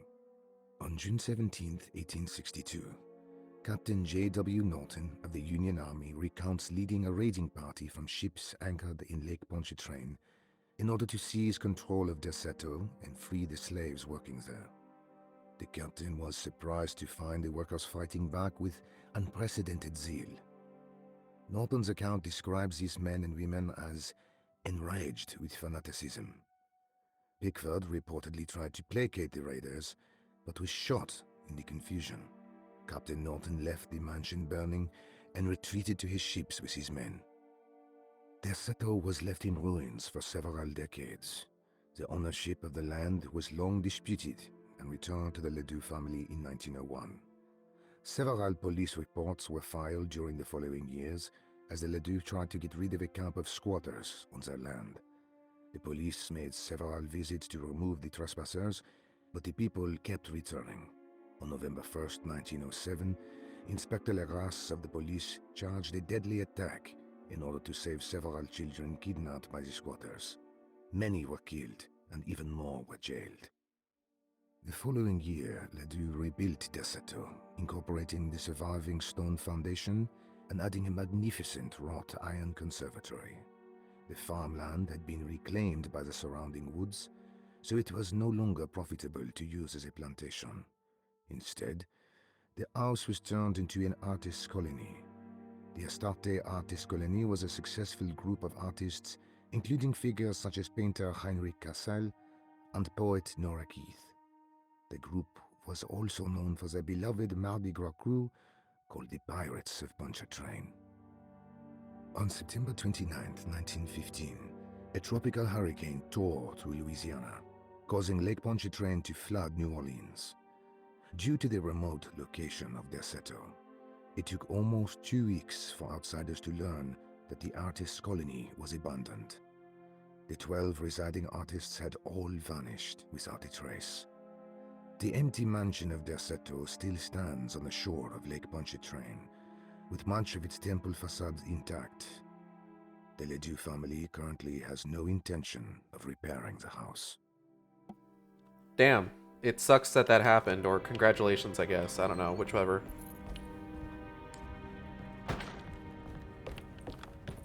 I was really only kind of half paying attention.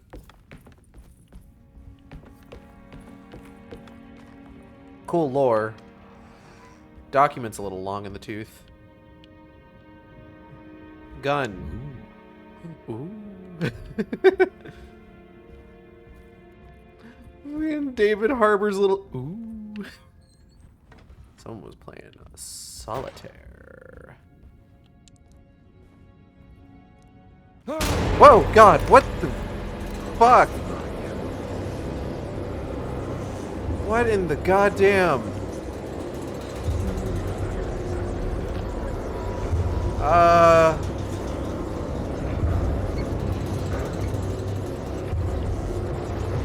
Gonna be honest, didn't expect it. Ooh, bolt cutter.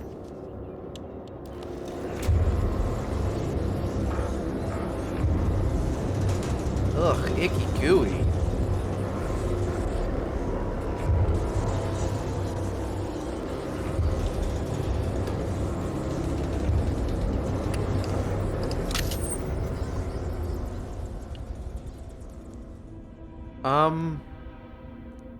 What the hell is going on? I also wish to know this. It's wedged shut. Bolt cutter. What the fuck?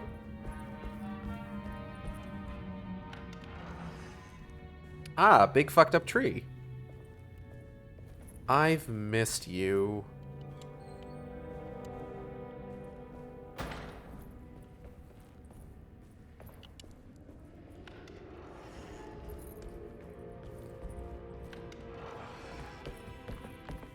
Oh, okay.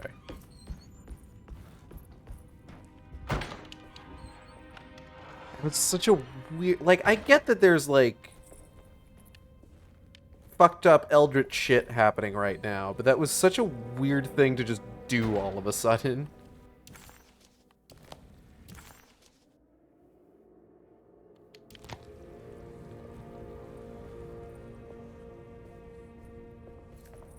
How could the video game do that to me?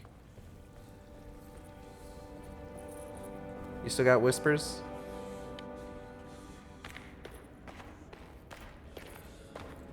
More breathing now, not so much whispering.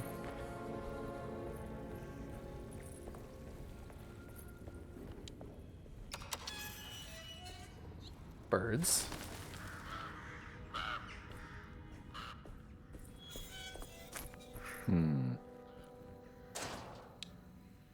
Garden hose. Bolt cutter. Huh. Huh. Hold up, what's this? Ayo? A mummified cat? Okay. Mummified cat. Why not? You know? Alright, let's... I guess we just follow the hose to... Where exactly? Yo, what the hose doing? Bolt cutter! You get caught up in the... Got it. Why the fuck was there a scary noise? Okay.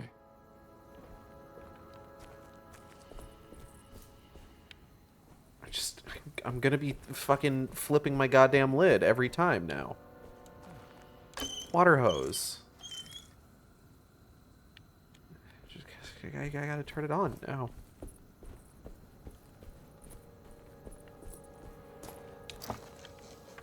Fun shortcut.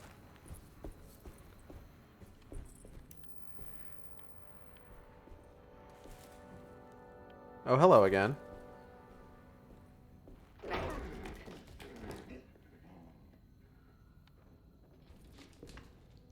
I'm not sure what you're supposed to be. I'm gonna turn this on. I hope you're not some horrible monster. I hope you're just, like, a cat.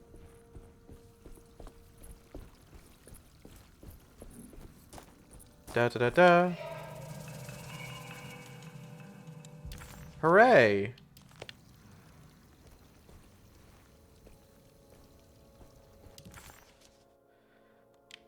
Oh boy.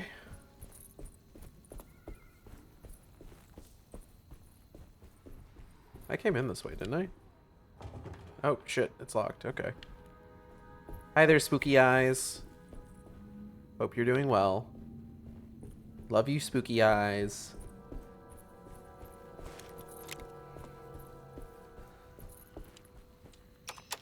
Oh, wait, no, I could just use the ladder. Ladder. I am a mess right now. Look at my fucking player model. I'm back up on the pizza. I gotta like stretch real quick, 1 second. Oh. Stretch my muscles and my bones.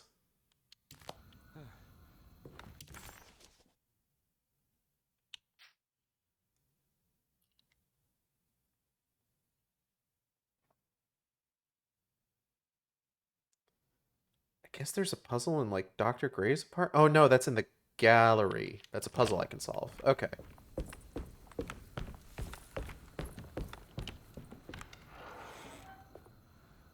Alright, everybody say hi to the bear. Hi, bear. Hope you're doing well. That's a good bear. Hi, fucked up art. Da da da da. I think I've seen this somewhere.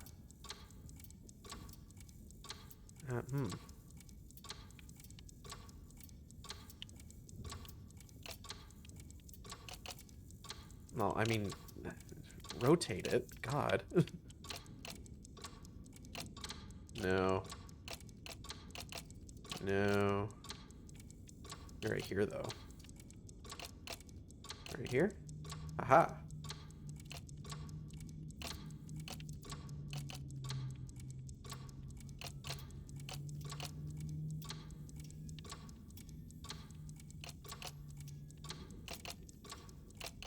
There was something in the commonplace book about this. Yeah, give me a second, though.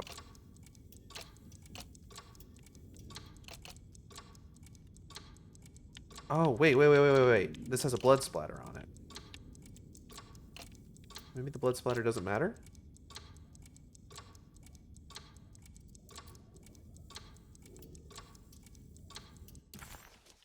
Commonplace book.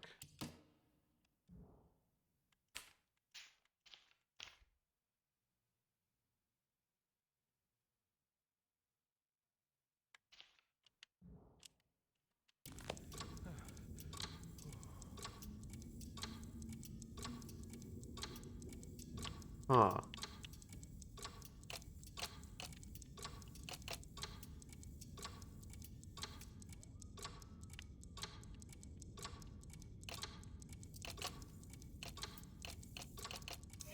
Oh!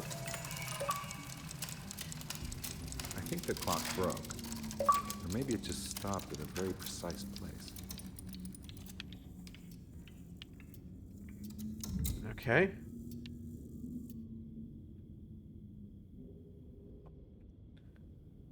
Three, 4, 6?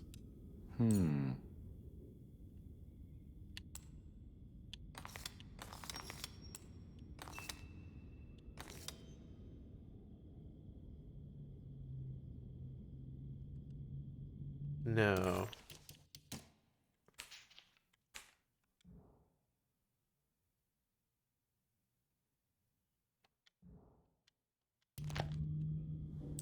Other way around.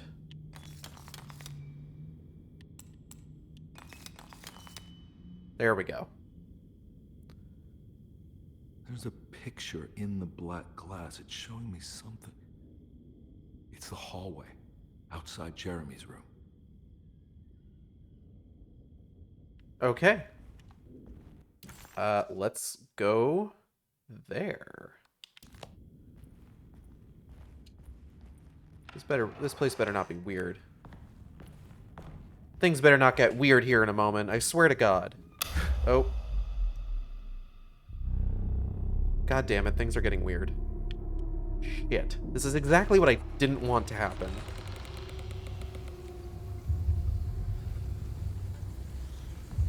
Hello? Ooh. Okay. Huh. I made it. I entered another one of Jeremy's memories. Is that what's happening?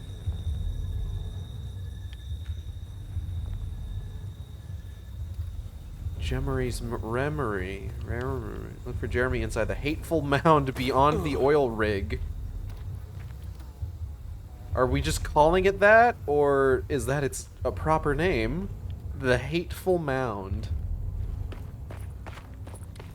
It's the fun vacation destination for all ages. Come on down to the Hateful Mound.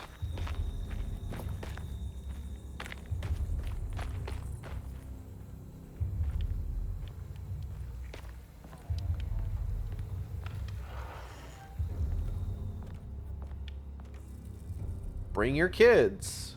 Bring your wife. Bring your parents. May Oil rig report. 1923, Monday. All okay. Ready for delivery. Maintenance. Oil pump must be serviced.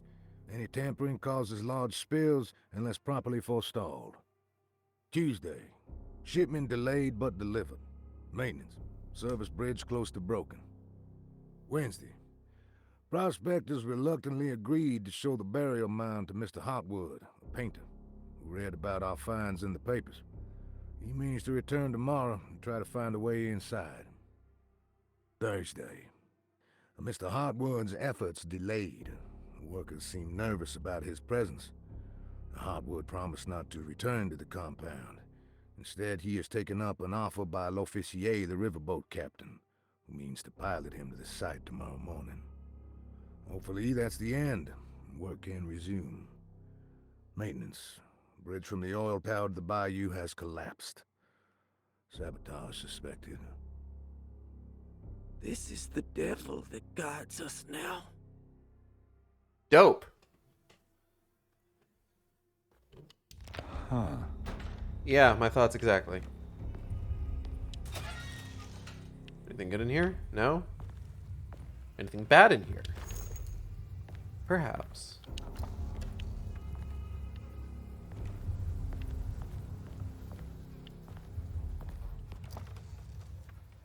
I do like getting more bullet.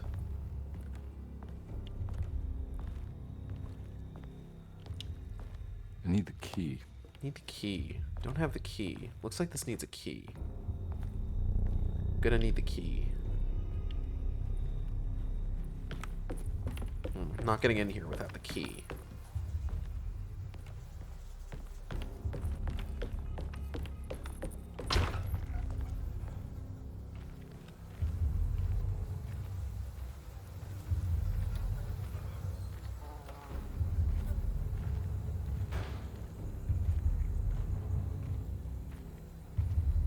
Can I climb up here?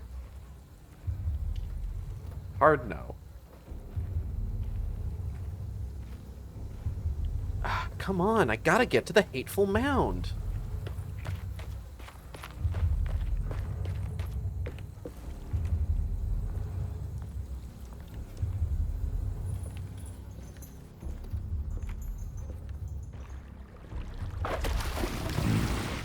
Oh, wonderful. There's something missing.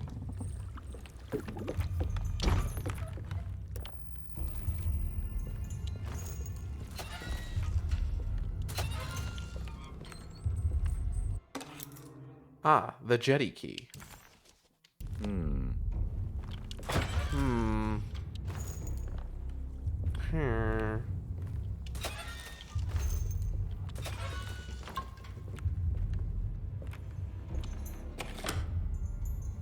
Oh, dope.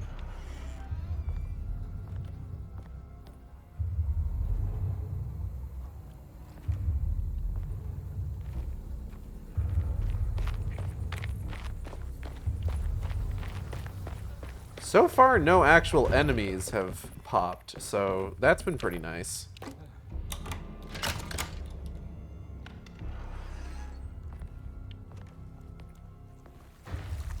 Oh. They're just hanging out there, huh? Alright, you boys have fun.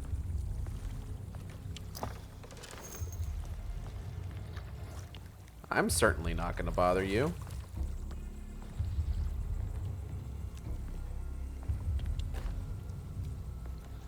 I'm not here to do anything more than get my ass to the hateful mound. Bridge lever. Lever for bridge. Sip. Topped off. Cool, cool. You love to see it.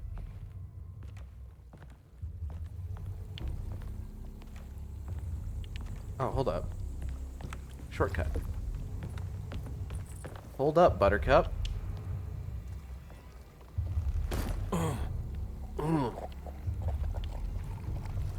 oh!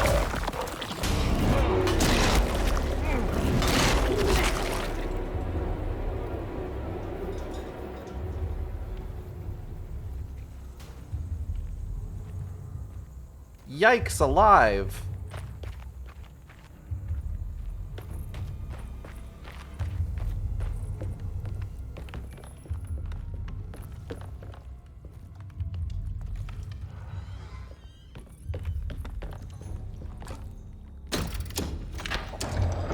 It worked. I'm so good at repairing machinery.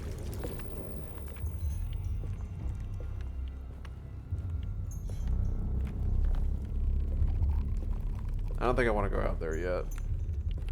I don't like those noises I'm hearing.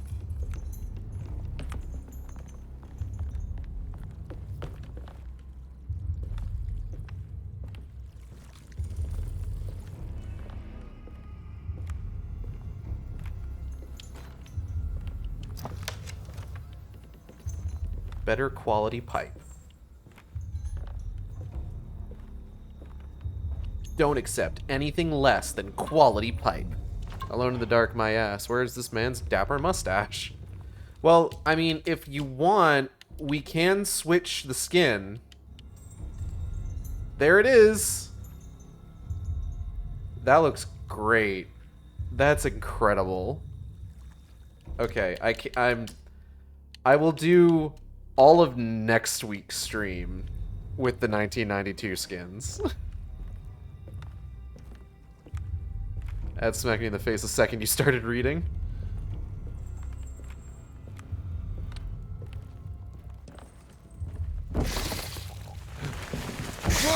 Whoa!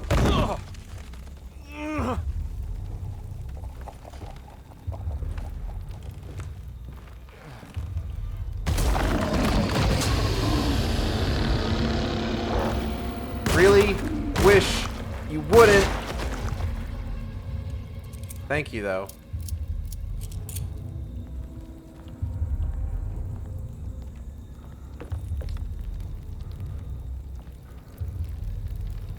want to use up this pipe before I go grabbing the axe. Hatchet. Hatchet axe. Haxchit.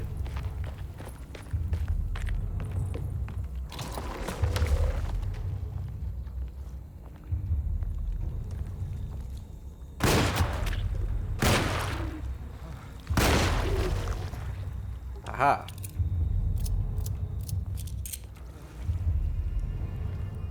Bro, is that a shovel? Hot damn.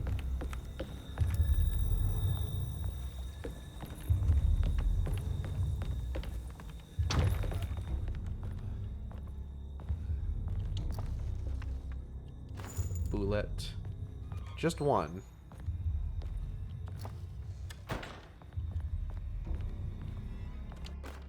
Shovel. Fuck, it sure is. This looks like this is probably pretty powerful.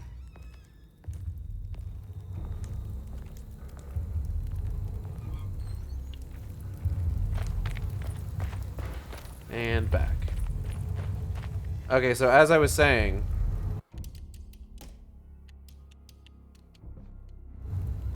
There you go. Oh shit. Oh shit!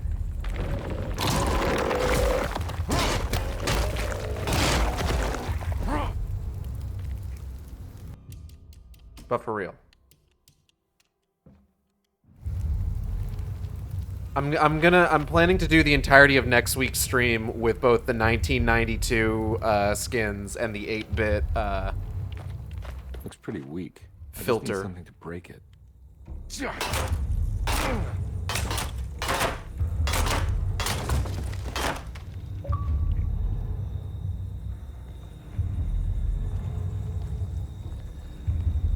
A bitch slap a monster in the bathroom. I haven't fought any monsters in the bathroom yet.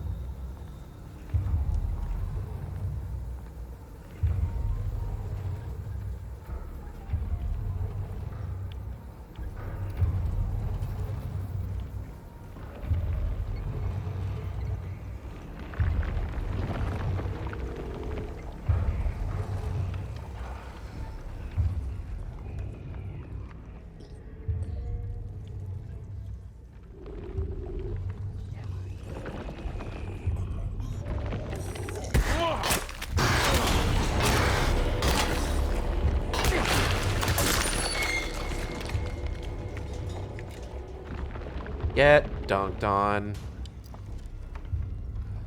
Nothing. Okay. I did break my shovel, which I'm a little sad about, but I'm not gonna cry.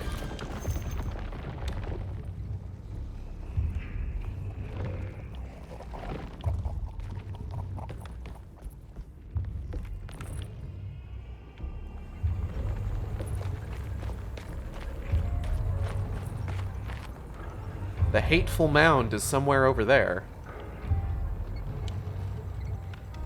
I'm really excited to get to the hateful mound. Oh god, this game has weapon durability just for the melee weapons.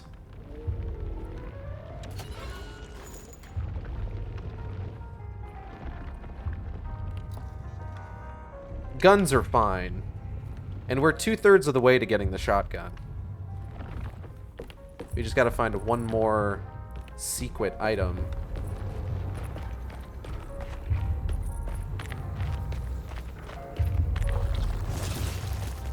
I don't know about that.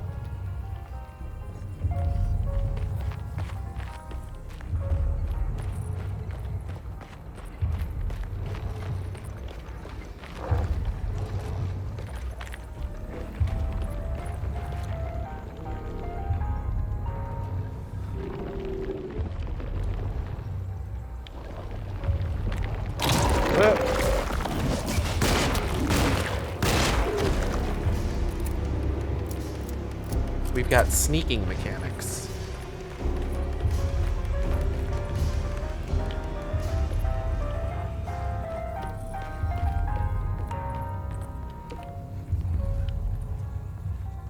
This doesn't seem like progression.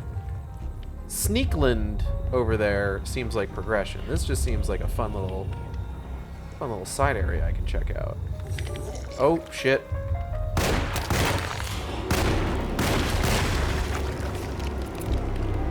fun little side area, I say, before confronting the horrors.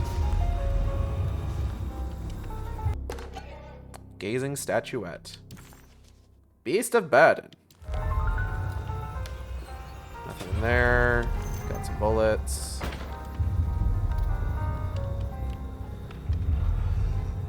Okay, that was worth it.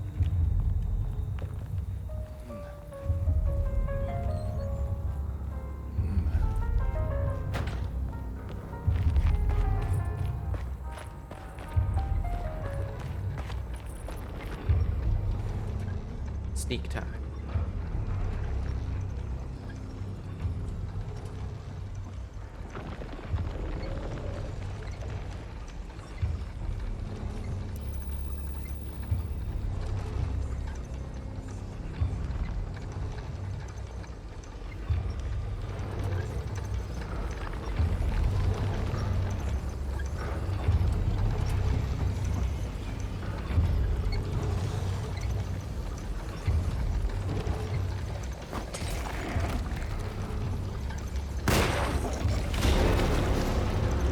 Oh.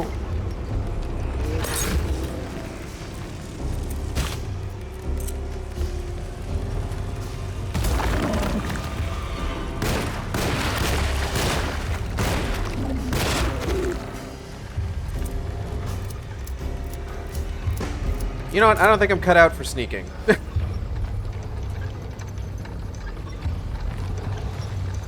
I'm more of a shoot first, ask question later bitch.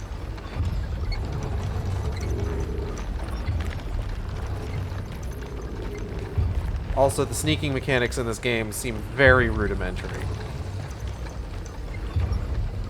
Like, we're not talking like Evil Within, where, like, there's a lot built around sneaking, you know?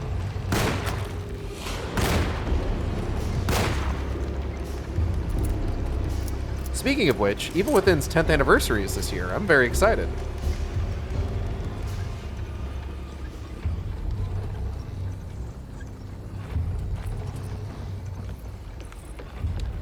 Okay, got pipe. Gotta be a way to get to the other side. Alright, time to pipe these monsters.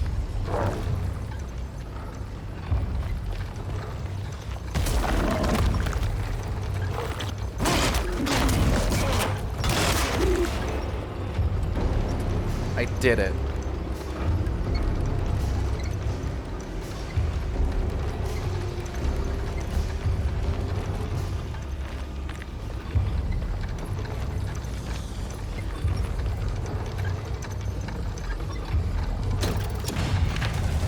Alright, cool, cool, cool.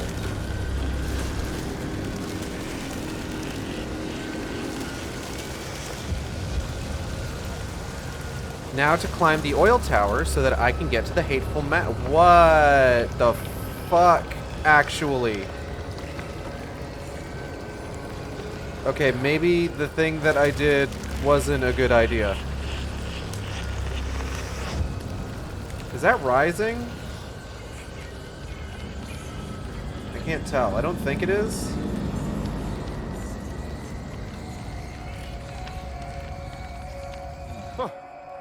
All right. Now what? Zipline, clearly. Hello. Tough cloth. You know, for ziplining. Yeah, come on, Carnby. Wouldn't you rather fall to your death than go up in flames?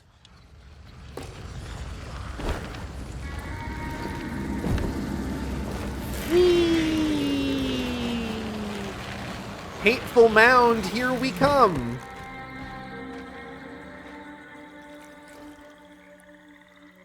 God, I'm so excited to go to the Hateful Mound. It's gonna make this whole trip worth it. Pistol Boulette.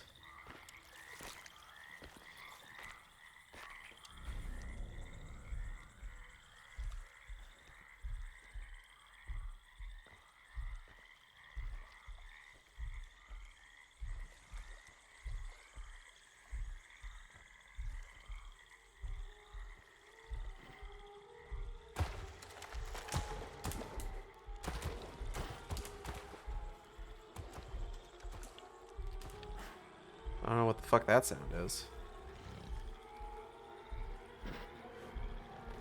I know, like, I'm already dealing with monsters, but what if they just threw an alligator at me?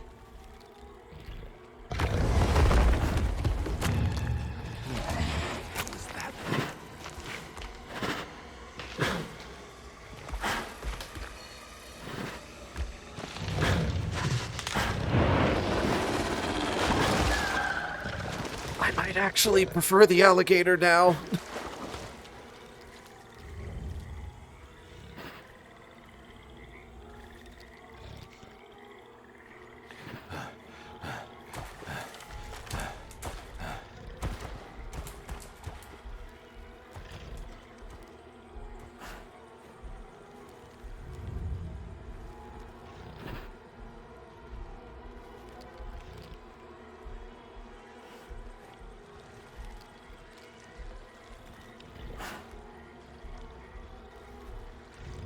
I'm not sure where that thing is.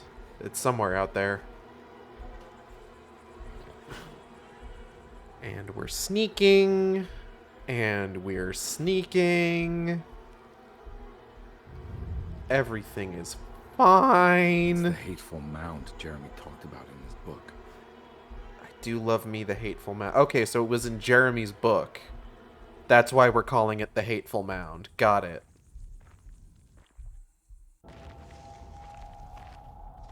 I thought that was something Carnby had come up with.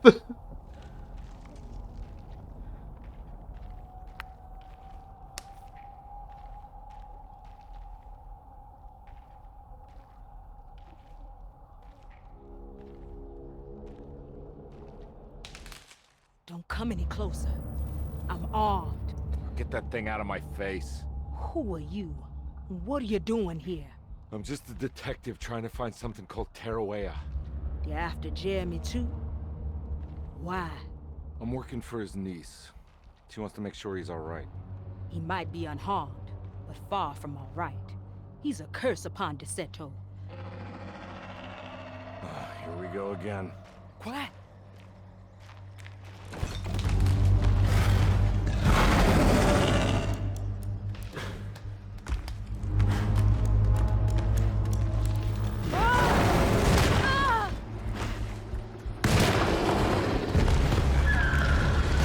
I'm not sure what your plan is here. Oh. Oh, Christ in heaven. She'll probably be fine.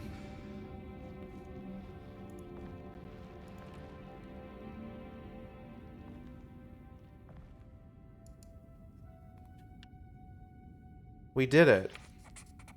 Hooray. Oh, here we go. Palette knife? Intended for a painting was thin enough to slide through the crack of a door. Oh, so we can use this to shove out the fucking wedges. Nah, she did. But, ooh, gun. Yeah, we can't get that yet. Reflections on the power of the verb in certain texts. Reflections on the power of the verb in certain texts. By Juan Luis Jorge. To act is in itself divine. Even the slightest movement of our hand is evidence of our soul in motion. Yet our free will is so easily overwhelmed by the dullness of everyday life. Our actions become rote and rigid, in spite of luxury and comfort. True divinity is found in the choice of leaving the stage where we all perform. People who discover this freedom unexpectedly will be struck by the terror of this revelation and become paralyzed, or worse, turn to suicide. However, if you are able to weather that storm, you will discover that there is a divine path beyond that fear. There is a chance to dismount your destiny and make something new. Something that hasn't been planned for or predestined. There is difficulty in explaining this type of acting as it transcends our everyday choices. This isn't some banal decision choosing one career over the other, or even who I should marry. Leaving the stage, no matter how, isn't a matter of course correction. It's a rejection of the story that the creator is telling. Cool. The Great Library. Sitting room key. Wow, I just got a bunch of shit, huh?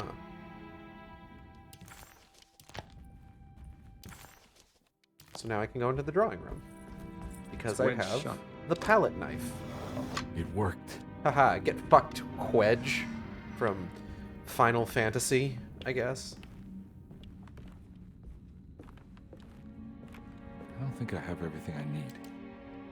Damn, alright. Barlow lens instructions. The Barlow lens. Instructions. To double the magnification of your telescope, simply fit this Barlow lens to your instrument. Then operate the fine-tuners to adjust the distance between your lenses. This is easily done while looking through your eyepiece. Simply search for a position where your picture is clear and appears flat. When correctly tuned, your telescope should present a clear picture with magnificent magnification. Dope. What's this? Oh, a cellar key. I am lousy with keys right now. Oh, hey.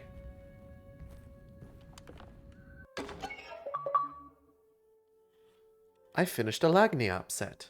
Lagniappe. Show set bonus text. Lost children. The lone and the lost walk a land of fear. When there is nothing you recognize or no one to trust, you prepare for the worst. Something is coming, and you best be ready. Take the gun in the parlor. Give them hell. What's this?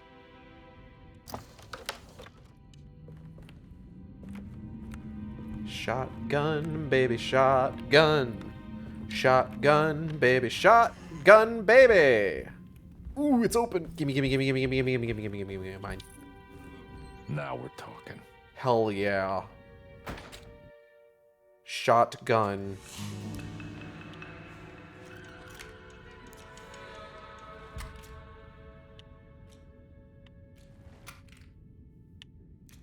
Cool. I love just reaching over my shoulder and the shotgun just appears in my hand. Love that for me. All right. Let's take a look here. We've got some stuff on the second floor that we can work with. Over to the servant stairs. Can't get into Dr. Gray's apartment yet. Ooh, but the other door in the gallery we can unlock.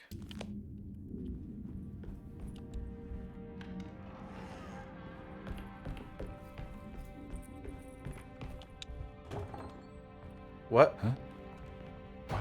What the fuck?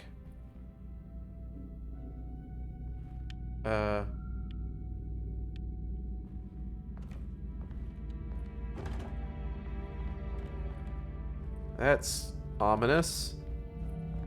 Okay. Is there another way out of the... Oh God! Oh, shit.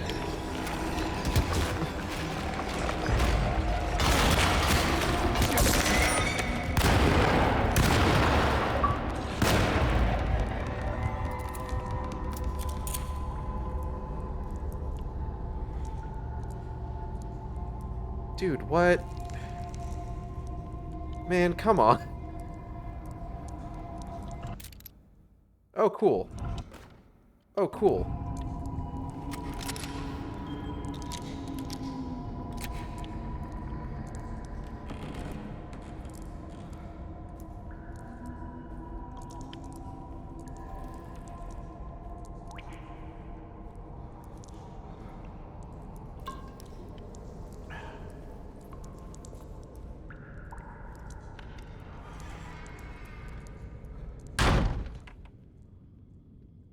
Awesome.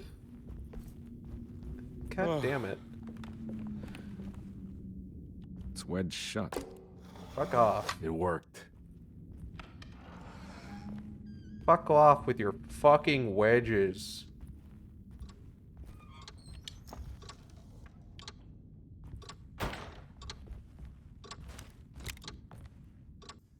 Oh. Fun cutscene. Hey girl, hey. Detective Carnby, how good of you to come. Let me pour you a drink.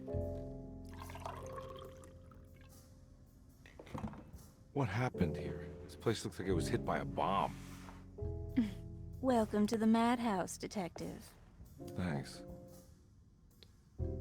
Did the ceiling just collapse? I heard it was something in the attic. Something that was supposed to happen, but didn't. How that could have such consequences is beyond me.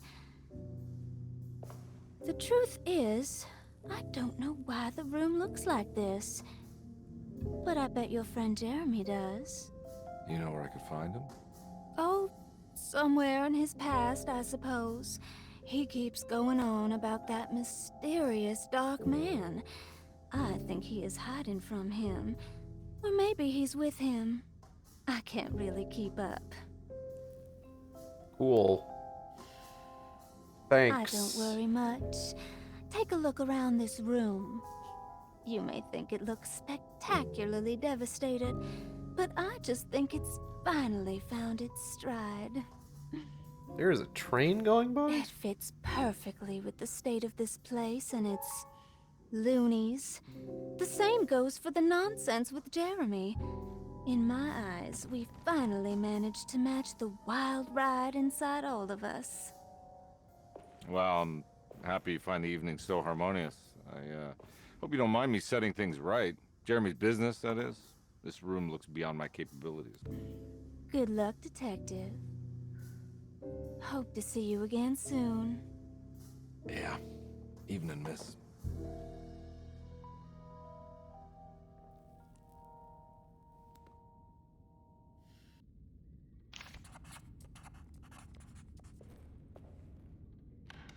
I want to go back. I'm not done with this hallway.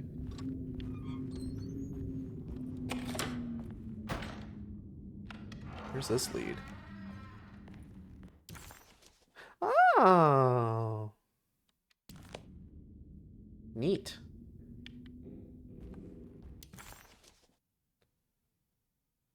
What is the significance of rooms being colored in a particular way?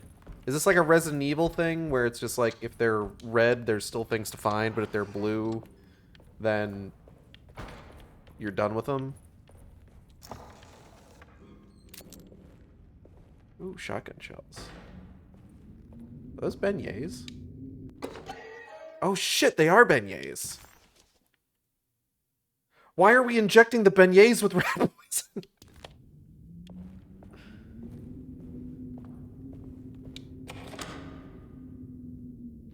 Fucked up if true.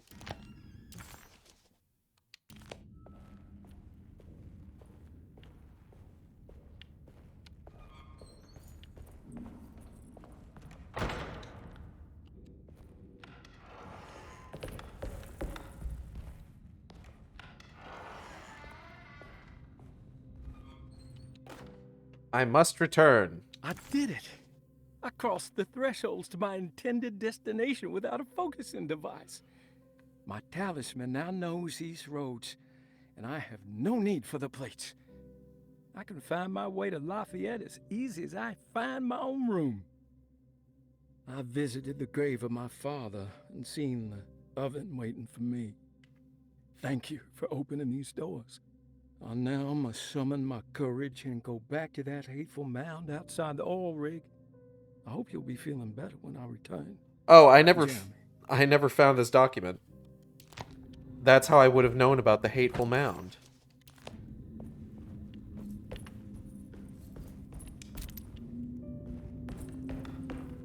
Everything makes sense now. But also, nothing does. Know what I mean?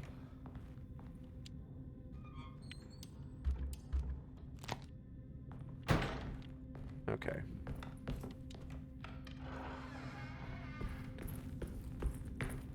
Well, we can get to the sitting room, I think, from here. Kachak. There better be people sitting in here, I swear to God. Something missing. France! France is missing!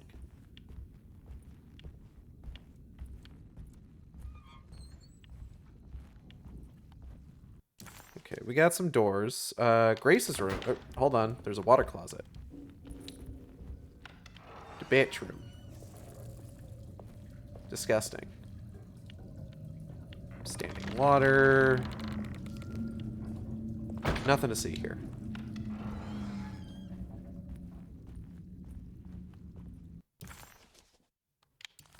There was that guy that was looking for Grace. Hello? Grace? This must be that kid's room. Why does she seem so familiar? Well, because we played as her in the prologue demo. Remember? Don't you worry, Grace. Go play your game, bleat and bellow with the others. I won't be jealous. There will be more masquerades. However, I would love it if you would finish my mask for the feast. With love, Ruth.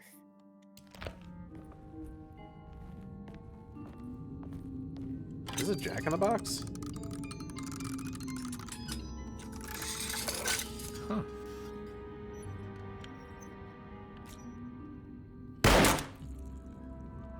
Worth it. Oh! When it makes you worse. A Jack in the Box would make me worse. It's true.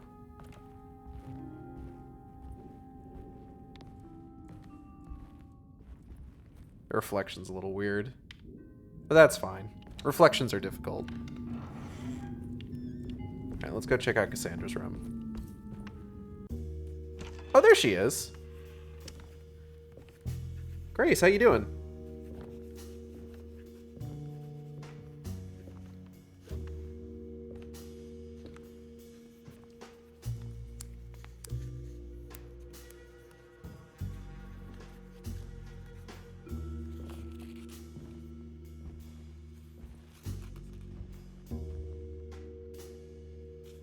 What you got there?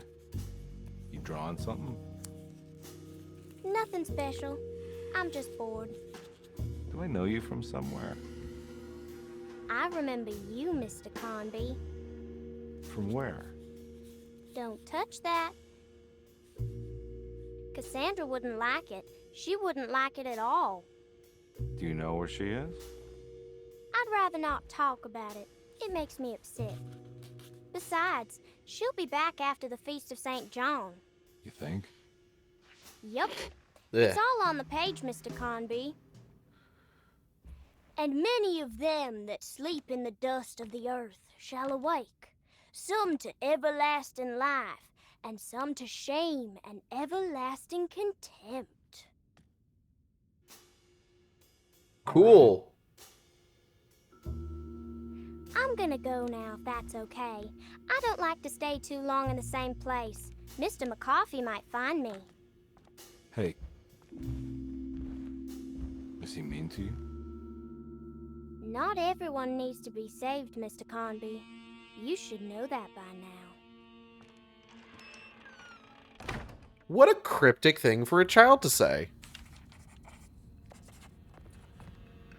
I'm gonna touch everything on this desk. Miss Beauregard, I picked up your medicine at the post office today. As you understand, it needs to be administered by the orderlies for your safety. I've put the box in Lottie's room for now, and I'm sure she will find you as soon as possible. Mr. Waits. Margrave liniment. Key item. Of several medicines prescribed to the author Cassandra Beauregard. This particular bottle contains an ointment for pain relief sold as the fourth version of the company's popular recipe. Cool. How much arsenic does it have? This is where Cassandra Beauregard ended up. For some reason, I thought she died years ago. There's more of that rot again. Like it's guiding me to do something. But what? I don't think I have everything I need. If I find the full set of bottles, then maybe I can make something out of the stains of rot. As good as idea as anything. Another one of those strange padlocks.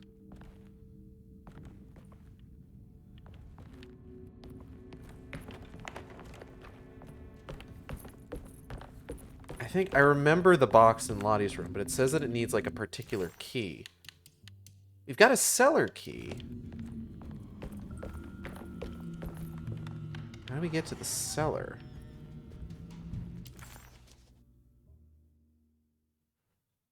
All right, let's head back out to the gallery. Also, we have to find France.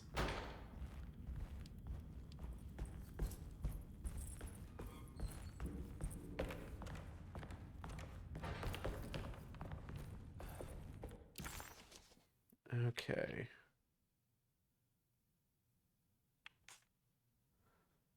Where's Francis? Francis. Francis. Francis.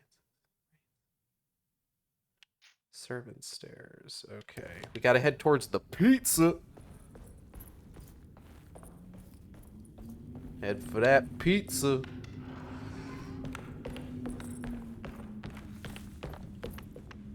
Actually, hold on. No, that wouldn't be a shortcut.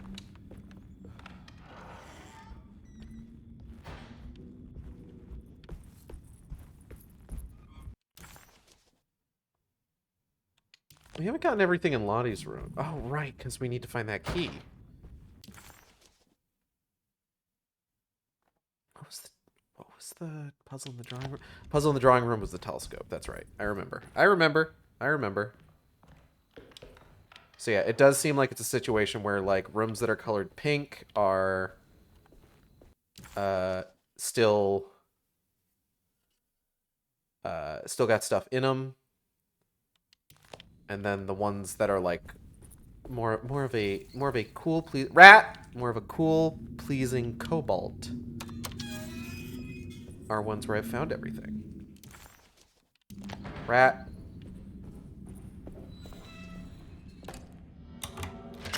Kachak.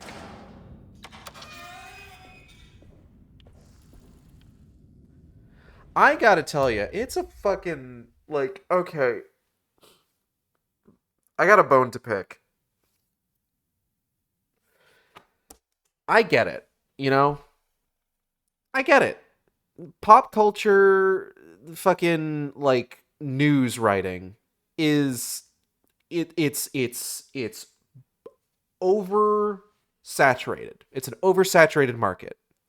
And sometimes, well, sometimes you need to, like, make yourself stand out. I have seen no less than 3 separate articles over the last week talking about how, oh, Deadpool 3 has been removed from the MCU. Do you know why they removed Deadpool 3 from the MCU? Because it's being replaced by Deadpool and Wolverine. It's just like, it's the same fucking movie! They didn't remove Deadpool 3 from the MCU, they just gave it a different name! Stop fucking lying to people! This isn't news, and it's not clickbaiting. It's just lying. You're just lying to people. Like, it's inane. It drives me up the fucking wall. Do you know how weird it is? Okay. I'm an English major. I took all sorts of like literature and film classes in college. I took a class on journalism. I know how like writing for journalism is supposed to work. You know, you write a headline that, you know, describes what's going on, maybe grabs someone's attention. And in the very first paragraph, you outline all of the important information that people need to know, all the important conclusions that need to draw from your article, and then you get into details. Maybe you end the article talking about like, oh, hey, here's some contextual information in addition to all the stuff that you've been reading. But, like, I swear to fucking God, some of these fucking content farm pop culture news websites, they will talk for fucking 6 fucking paragraphs about absolutely fucking nothing before telling you anything that you're there to know. So you end up opening one of these things, and you're scrolling through it, and it's just like, it's talking about, oh, here's the history of the MCU, here's the history of the Fox acquisition by Disney, blah, blah, blah, blah, blah, oh, Deadpool 3 is being removed from the MCU. It's just like, okay, why? Oh, because it's being replaced by Deadpool and Wolverine. It's just, motherfuckers, changing the title of a movie doesn't mean removing it from the fucking MCU. You might as well fucking tell me that goddamn Daredevil Season 4 was removed from the MCU because they decided to call it Daredevil Born Again. Shut the fuck up. I read that. It pissed me off so much. And like, here's the thing. What I'm doing right now, like, thank fucking God I don't remember the name of the fucking news website. Because otherwise, like, I would just be giving them, like, free advertisement. But I don't recall... Rat. Oh! Rat exploded. Shit.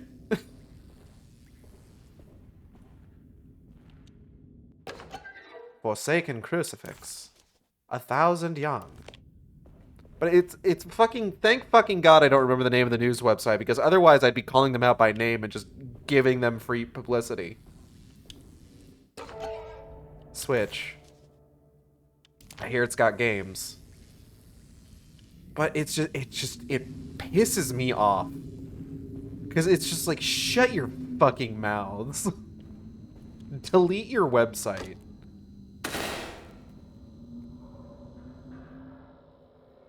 Ah. It worked.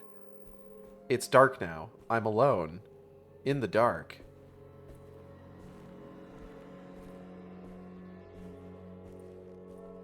We did it, everybody. We found the dark and we're alone in it. I'd like to thank the Academy for giving me this opportunity. And for recognizing my abilities to be alone in the dark.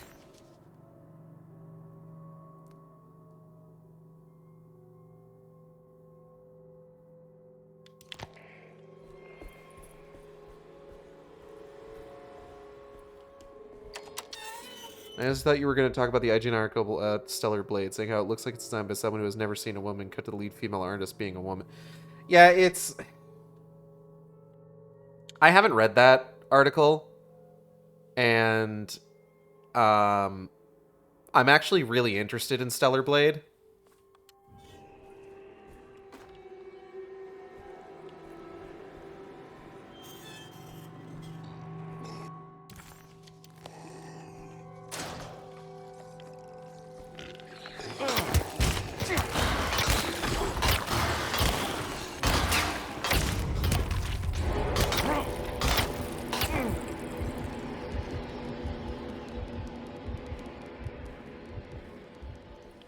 But I think the problem there is mistaking somebody not knowing how to, like, design a certain kind of character with designing a certain kind of character for very specific appeal.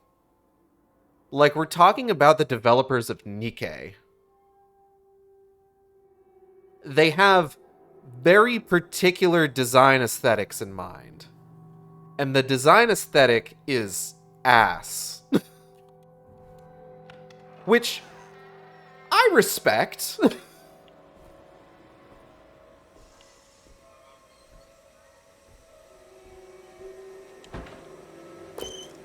Big booty bitches affectionate. Exactly.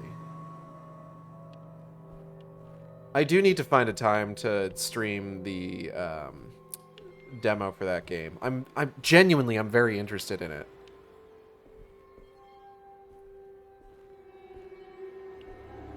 Jeremy? Hey, dog. Hey, I saw your art. Do you take commissions? Ooh. What the hell is going on? You got googly eyes on him. Where's the body? Somewhere else.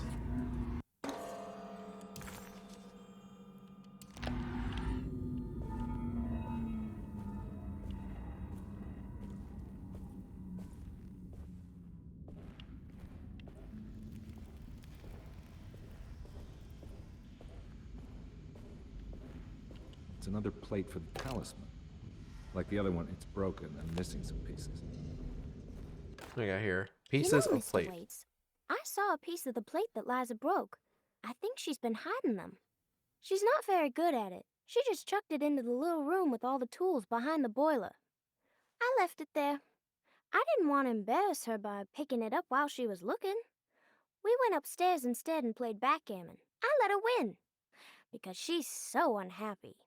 The piece looked like the one on display in Cassandra's room. You know about that one already, right? Or is your eyesight really that fuzzy? I hope you don't feel bad about your glasses. You only look stupid when you squint. Maybe if you had more eyes, you would see these things. I wish you had all the eyes you needed. Your best and favorite guest, Grace. Grace, we need to talk about properly paying someone a compliment. Because you're not doing well so far. Like, I appreciate the attempt.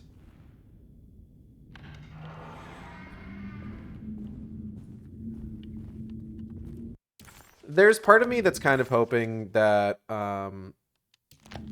Stellar Blade is kind of like the... I've seen people like comparing it to like Nier Automata and Sekiro.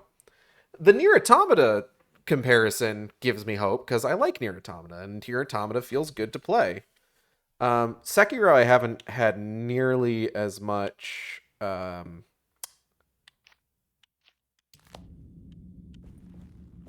experience with.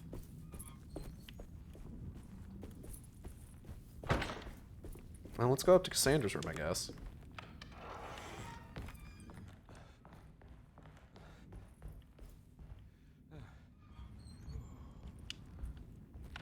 But, like, if it's, you know, like a... If it's like a Souls-like game that has, like, character action-style gameplay, like, that's exactly what I want. So I'm tired of people seeing sexy, sexualized female character and someone immediately going, a man, grass-lacking person drew this. Like, I've been in the art community for years and most are women who draw it. Yeah, it's not something to... like immediately assume right away. But at the same time, it's like, I'm not, how to put this? I don't necessarily begrudge people that sort of immediate reaction to it, because let's be real here, there have been a lot of people over the years who have maybe not drawn such stuff with the best intentions.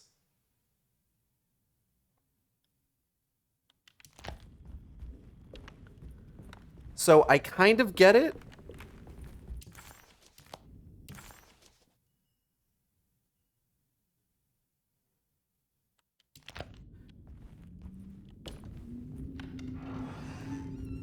At the same time, however, I feel like it's this thing, this is, I think I've talked about this before. It's this thing where, like, general public opinion about one thing or the other just, over the years, swings wildly in one direction or the other. You know? And part of that is that, like, there is a... I guess, urge to turn something into, like, a moral stance, where it's just, like, we had a long period of time where we had all sorts of things with all sorts of, like, wildly over-sexualized female characters in situations where it was just, like, kind of leering and uncomfortable for them to be overly sexualized. And just over time, that kind of turned into, like, well, if you over-sexualize a female character, if you sexualize a female character in your work of fiction at all, that's bad. And it feels like we are... It's gotten to the point where it's just like, I'm not saying that Melina in Mortal Kombat Deception was necessarily the best outfit that they could have put her in, especially her alternate outfit. I like it. on a horny aesthetic level, sure, but also it's just like you look at something like PS2, Xbox, GameCube era Mortal Kombat, and there's a very clear delineation between the design aesthetic that they're going for with the male characters and the design aesthetic they're going for with the female characters.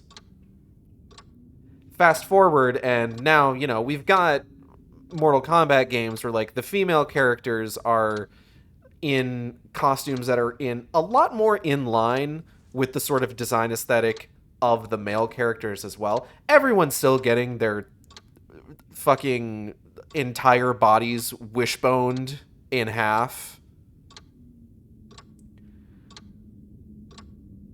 But then there's also, like, the fact that we're at a point where it's just like Bayonetta's really good. I like Bayonetta. I like the design of Bayonetta. And it's sexualized, but it's not like, in most cases, it's not like a leering sexualization. It doesn't make me uncomfortable. It's just cool. And we're starting to sort of like veer in that direction. I feel like I feel like there's going to be a big swing in the opposite direction that may have like already started.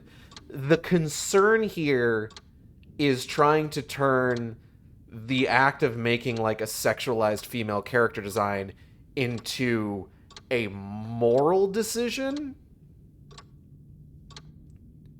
And I think that's where the problem, like, part of the issue is, like, there is a moral issue here where it's just like, you know,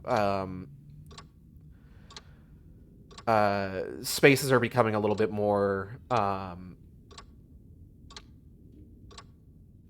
a little less accepting of, like, not safe for work material, and that's a problem.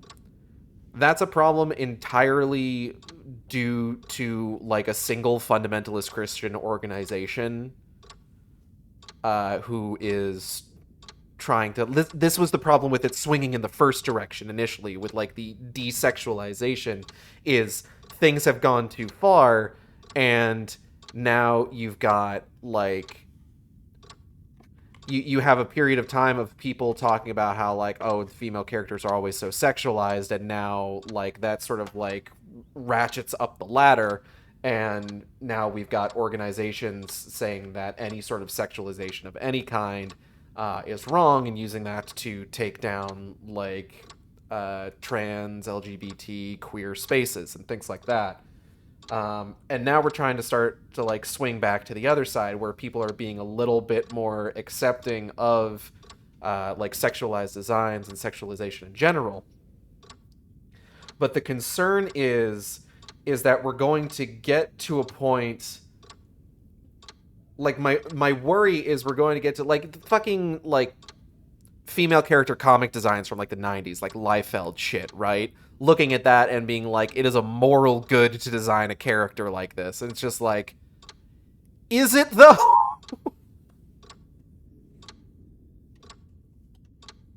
Swinging too far being the problem, you know? Arguments are just exhausting to hear about every day. No, I get that. I do.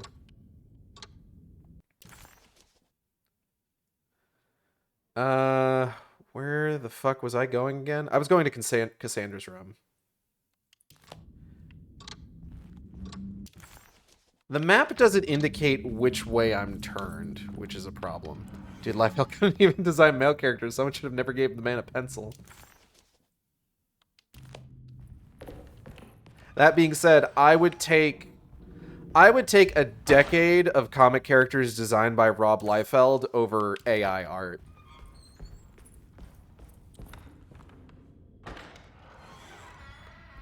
Neither one can draw feet, but I feel better about Liefeld not being able to draw feet.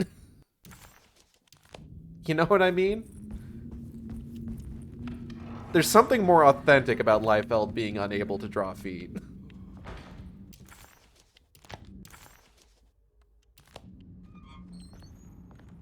Okay.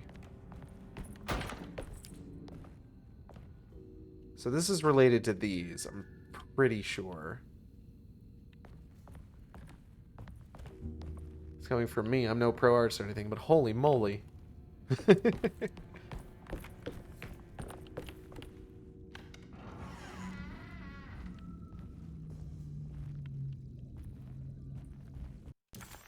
I think you should give yourself a little bit more credit. I've seen your art. You've actually got a really appealing style.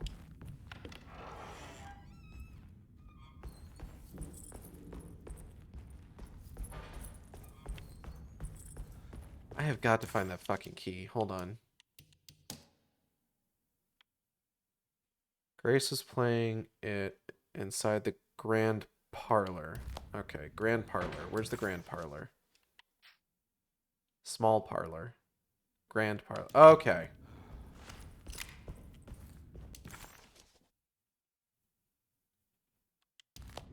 Maybe I can get there from the mezzanine. I need to delete my art galleries now. Hold on.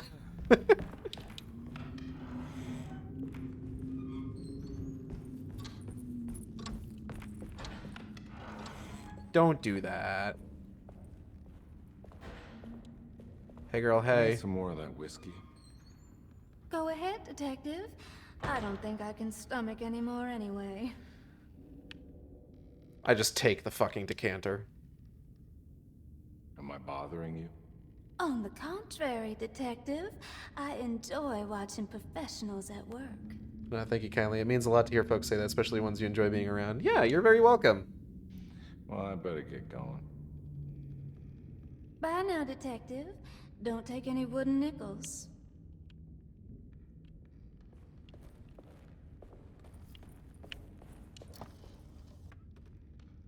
Always willing to pay a compliment where it's owed. What the fuck? That doesn't seem particularly secure.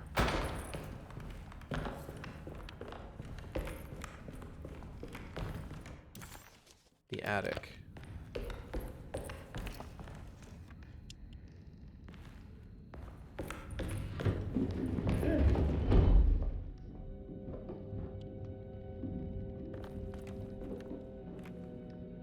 Well, I'm not getting in there. How many times have I died so far? I actually haven't died. I've been doing pretty good. Also, hi, Lucas. Speaking of artists with an appealing style that shouldn't sell themselves short. Hi, Lucas. I need the key.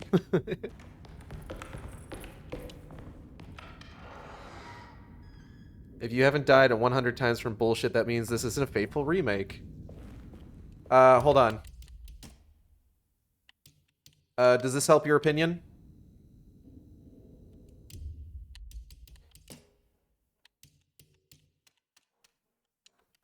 How about now? Oh, God. Does this help at all? Why does it fuck up this skin so much? Why is it so bright? Okay, I gotta turn these off. Okay, okay.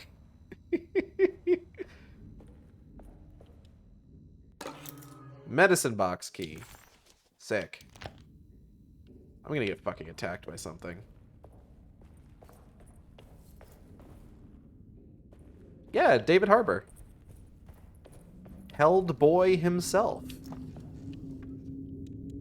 Well, the second Hellboy actor.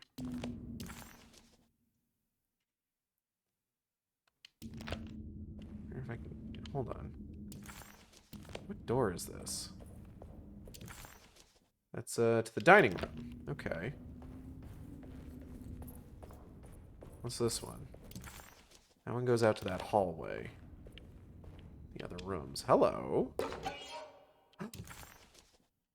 Forbidden knowledge. A Great Depression. As the world moved into the new decade, America was spiraling into a maelstrom of debt, drought, and death. It was called the Great Depression and ruined many families. It was a fitting name, for poverty also breeds madness through desperation. Jeremy was of course no such victim, for he already witnessed the darkness within. He knew the shadow that stood on his threshold very well. It wasn't new. It was something that had always been with him. Why are we injecting rat poison into beignets?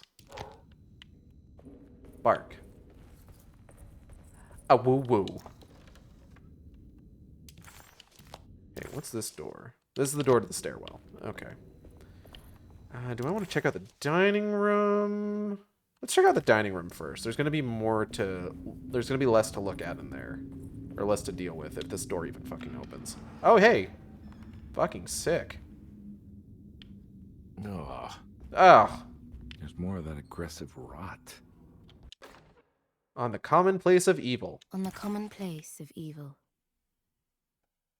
There lies virtue and stark irreverence, careless thoughts of luminous indifference. But blame not the beast we once were, which science so often wished to refer. Not the wicked full of sin, it is you who stand and grin. All our good intentions aside, whereupon we build our pride. Sunless solitude, follow not this corrupting light. Prophets of confidence always crashes out of sight.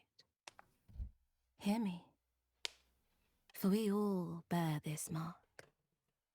Thus we must remain alone in the dark.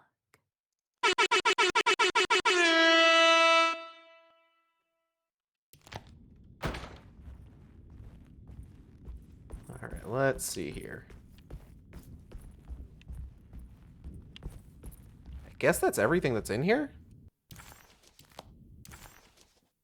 Yeah.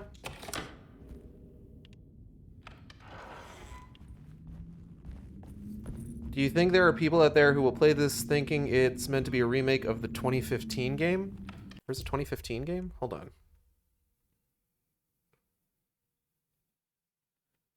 I know there was like a multiplayer Alone in Dark. I know there was like a multiplayer like Left 4 Dead style shooter. Oh yeah, Alone in the Dark Illumination, the multiplayer Left 4 Dead style shooter. Probably not. I don't think a lot of people played that one. I would be very curious if they were possibly think it would be a remake of the 2008 game. Oh, that door's locked. Okay, cool. So, I guess Lottie's room is where we want to go.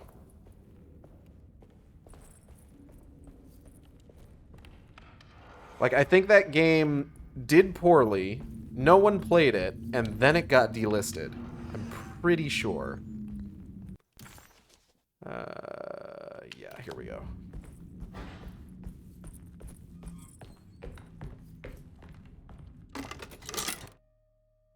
Dr. Jenkins' lozenges.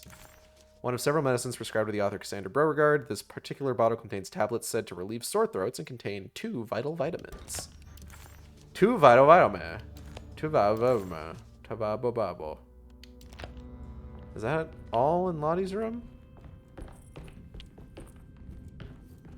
Huh? Oh. Nurse's watch. 1,000 young. Is that everything in Lottie's room? Yes. Okay.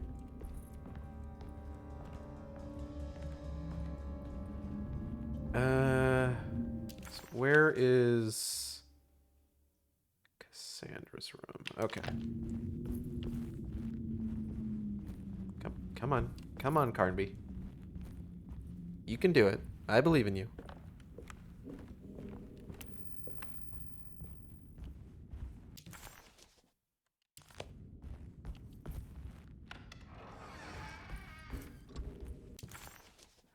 Alright, There's still stuff in the mezzanine, it says.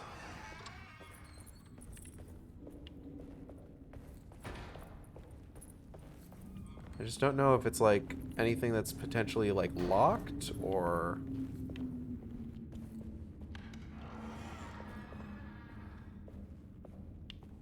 It's just hidden from me. Mezzanine. Mezzanine's a fun word. Oh, hey, look who dis-fucking-peered. Brightness from afar. Vagabonds. Okay, mezzanine's cleared out. Cool, cool.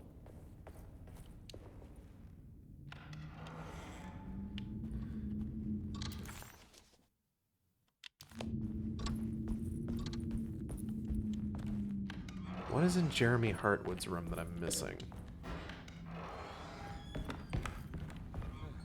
Right, he's got a locked chest. I don't have that. Please open up. I'm begging you. Alright, turn right, and then go through the gallery in the sitting room. Hi, fucked up art. Bye, fucked up art. Still gotta find France.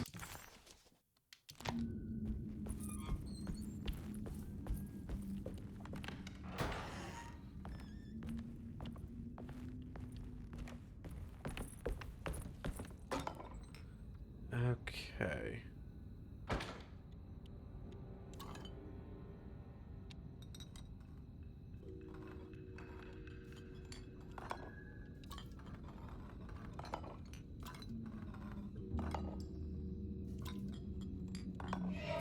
Oh. The rot made the shape of a snake. There must be something important to find here. Maybe it has something to do with the numbers on the labels. 257. And then if we were to... Pisces, Gemini, Leo. Pisces, Gemini. Oh, God. Pisces, Gemini, Leo.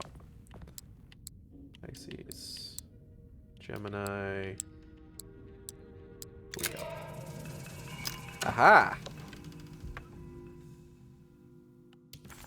Nice. Now I can bring this down to the boiler. Is that everything in this room? It is! Okay. So I should use the servant stairs again.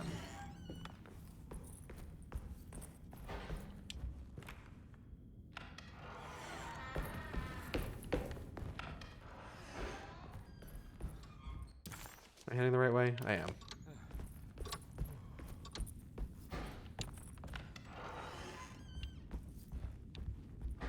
I wonder what Emily is up to right now.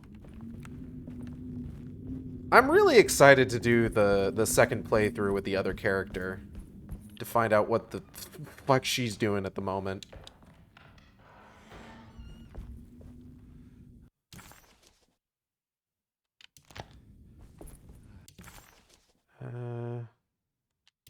Is this the door I have to go through to the boiler room? Yes. Boken Pate. Oh, God. Okay, hold up.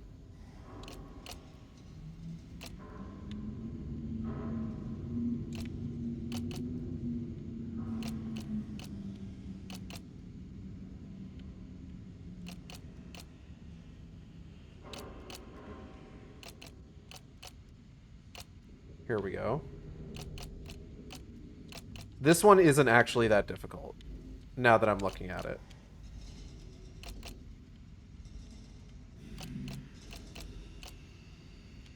Yeah, this is super easy, actually.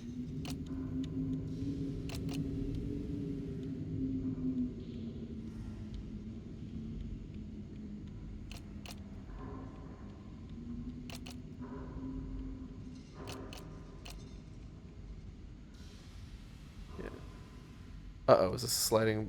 yeah, it doesn't function like a sliding block puzzle. Yeah, thankfully, it's nothing like that.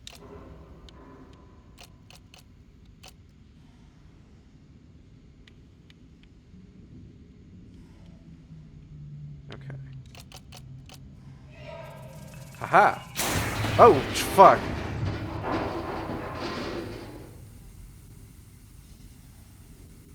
Okay. Unnecessary.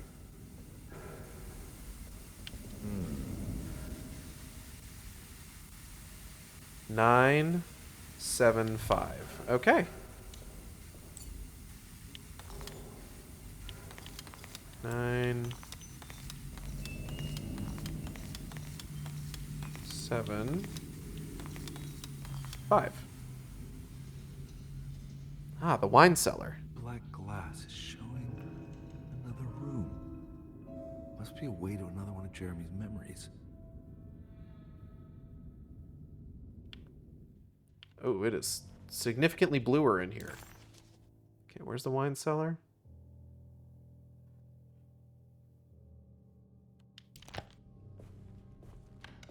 Oh. Well, that was mighty kind of you.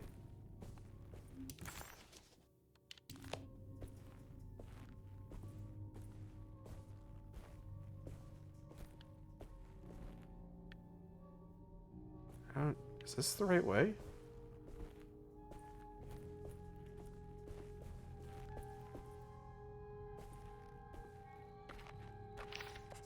Huh. Oh, no hateful mounds here? I knew it would work. You're getting good at this, Carnby. Maybe a little too good at this. I found...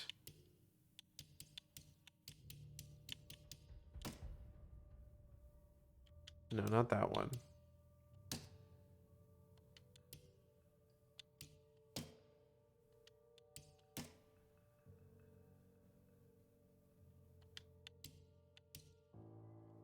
I thought I had found a document about this. This game's giving me some D Saturn game vibes too.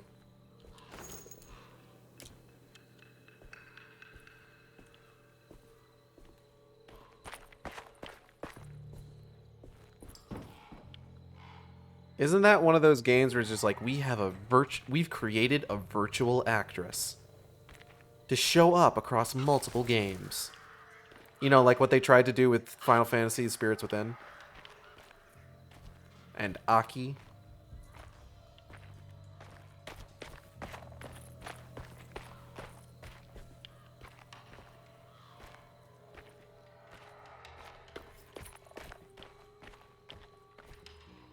I don't hate the idea, it's just nobody's ever done it well, unfortunately. Anytime they've been like, we've created this virtual actress, it's just like, okay, you've created for a thing that's going to like either do really poorly or not sell as many copies as you'd like it to be. Like, it just feels like a marketing gimmick.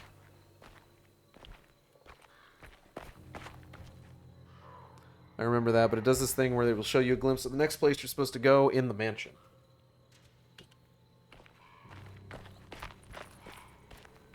Okay, that looks like progression. So what's in here? Is it something horrifying? The Hartwood's family crypt. Emily's family must have deeper roots in New Orleans than I thought. I figured she was a Yankee like me.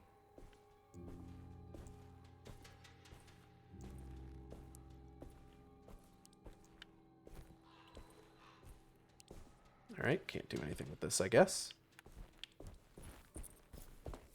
Let's fucking leave.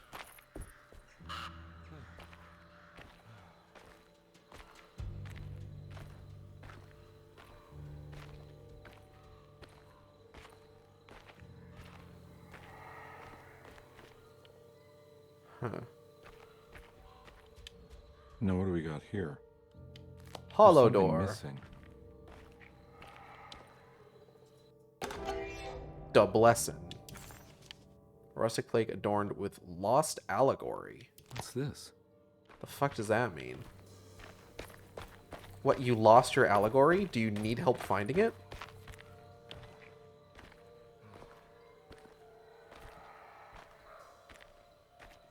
Hey man, sorry you lost your allegory. You can borrow one of mine if you want.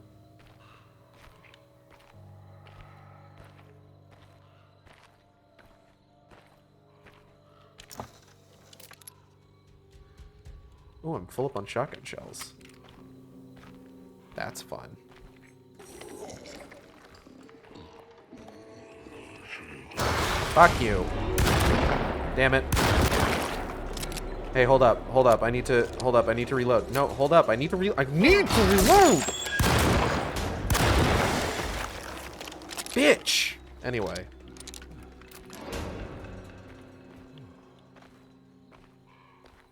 My shovel broke. Chad, I broke my shovel. Little waddle. Oh, hold up. I see what we're doing here. Got it. Sick. Ooh, sledgehammer. Girl, I wanna be the sledgehammer.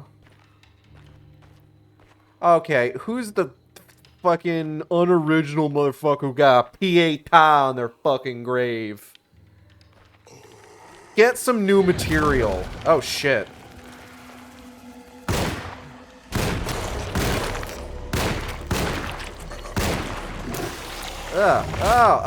Oh, God.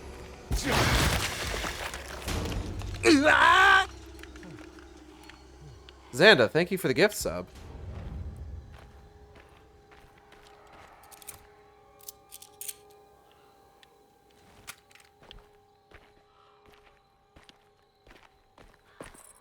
Taking this.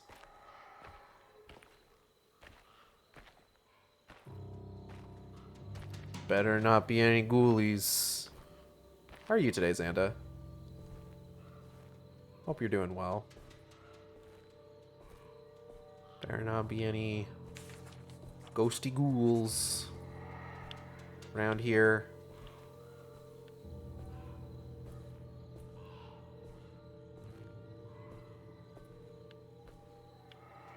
Whee!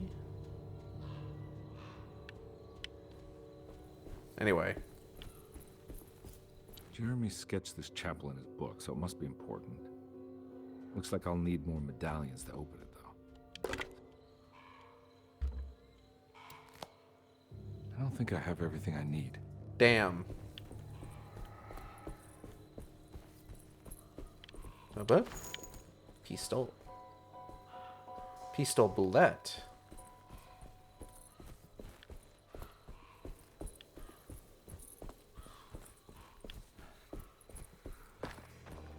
Literally just woke up, so doing okay, I guess. That's good.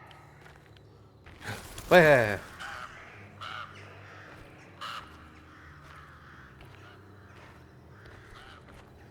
gonna go brave some Musashi. Have fun fencing.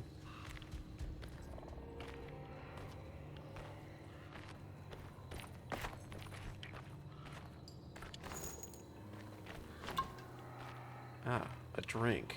More like a drink.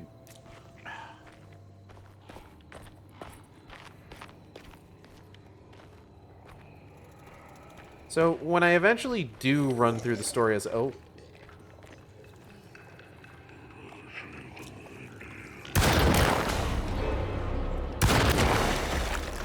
Ah, get fucked, idiot.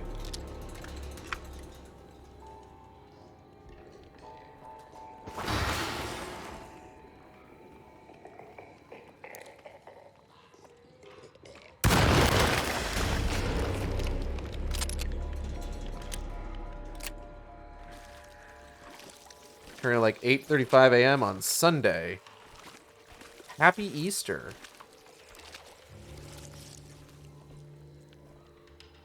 Happy Australian Easter. Haha, gotcha, idiot. Are you mad at me?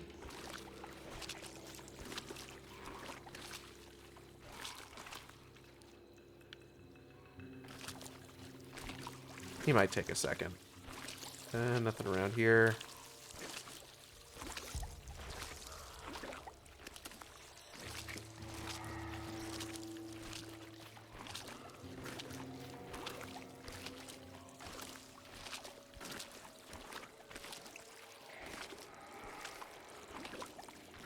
I do wonder if he's actually coming to eviscerate me or not.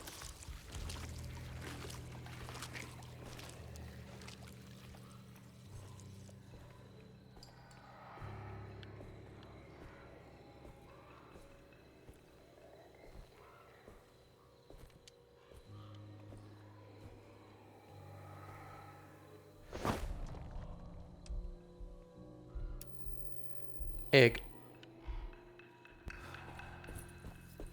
Happy egg, everybody. Doesn't seem like he's coming to eviscerate me.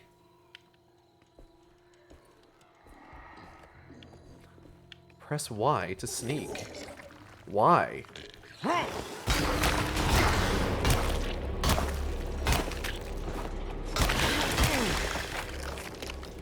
These guys aren't exactly, like, tough or anything. So, I don't know. I just don't really see a benefit to sneaking.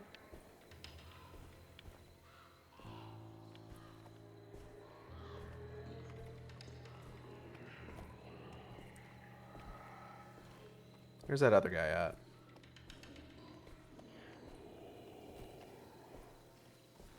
Where's the other guy? I knew he's around here. I threw a brick at him earlier. There he is.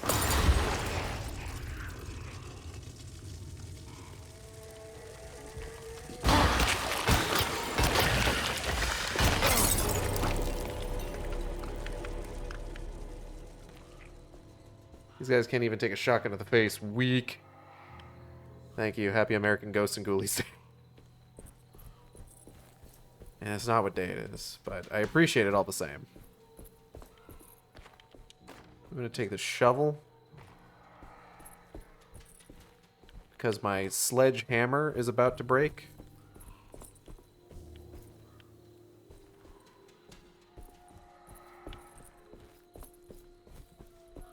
Girl, I wanted to be your sledgehammer, but now we gotta call a spade a spade. Ah! Breaking up with you. No.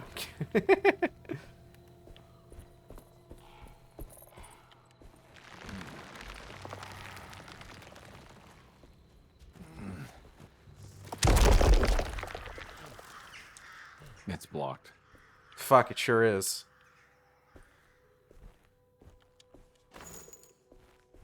Getting broken up with via a pun has to be, like, the worst way for that to happen. I would imagine. Hasn't happened to me. But I would imagine it would be terrible.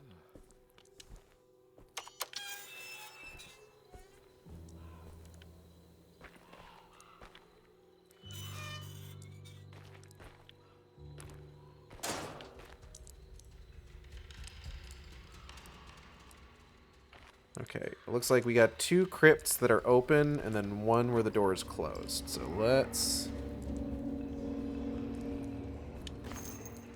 take a look-see around here.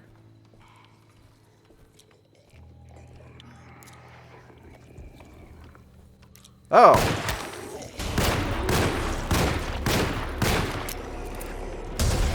Oh! Ooh! Ooh! Ooh! Don't like that! Yeah, put your hat back on. Good plan.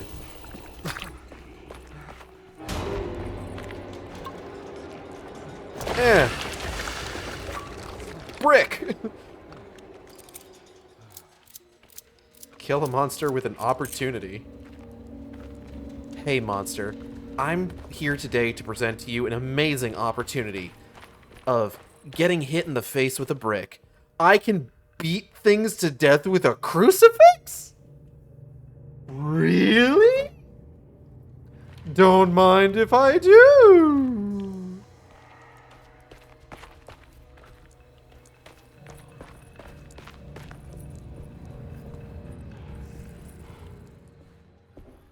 I super want to beat something to death with a crucifix. Please let me please give me the opportunity to beat something to death with a crucifix.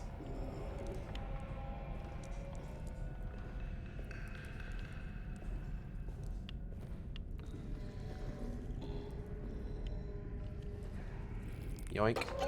Da Omen.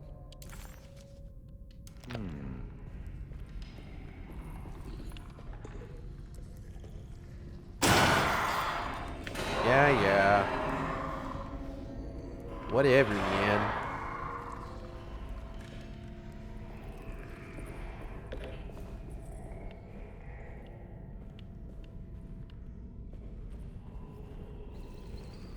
Rat.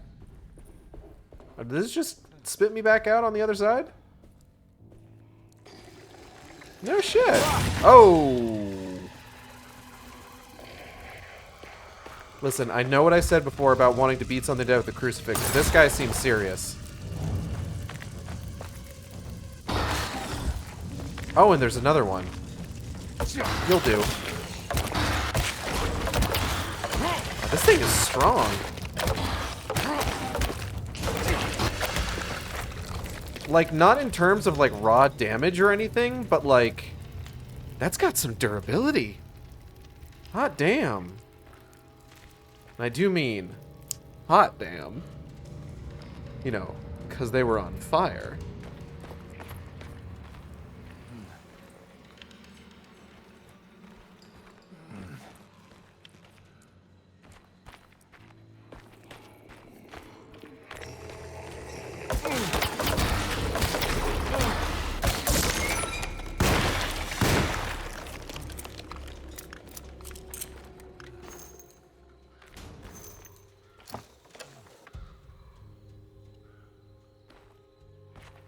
Reminds me of those blind enemies from Callisto Protocol where you're encouraged to sneak past them, but they're not tough. Boo.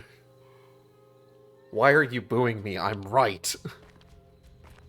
Why are you booing me? I'm the streamer. You think you could just come in here to my stream and boo me?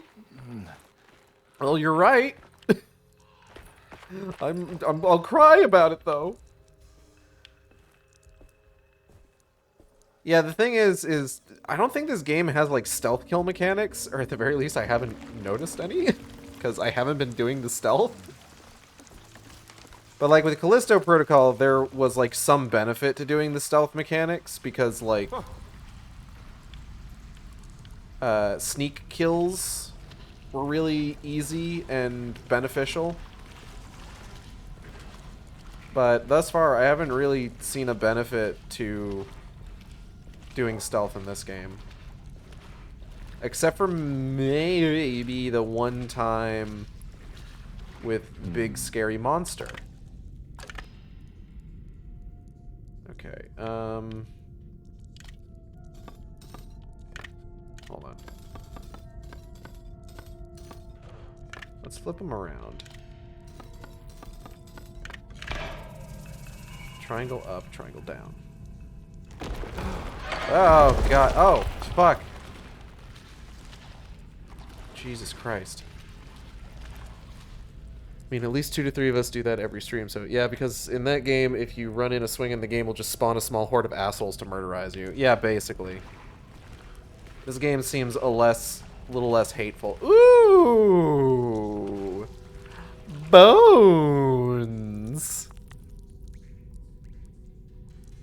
That's one of the very, very few compliments I'll give it.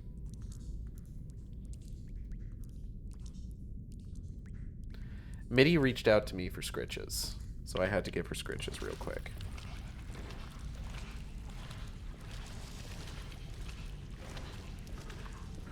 Oh, that's delightful.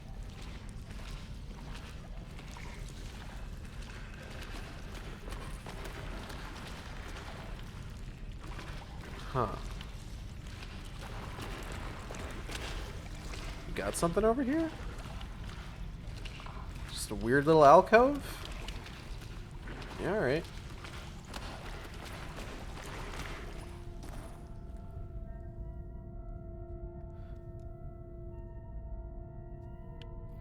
Oh, Nido? Yeah, Nido's cool.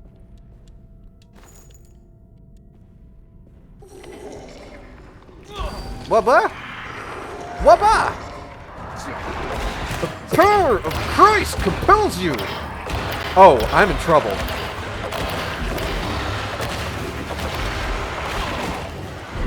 Oh, I'm really in trouble. Oh, keep drinking! Oh, keep drinking!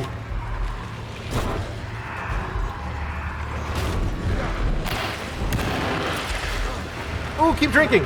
Oh no, I'm out of drink. Shit. Good lord. Hey, first death.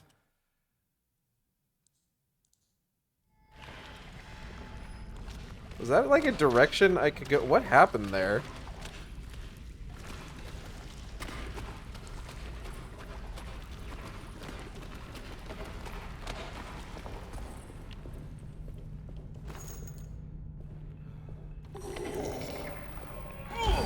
Ah!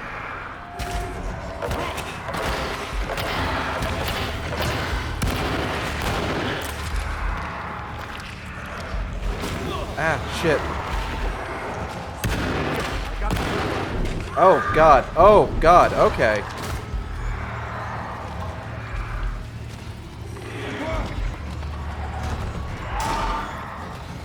So this is the just run away from them scenario. Got it.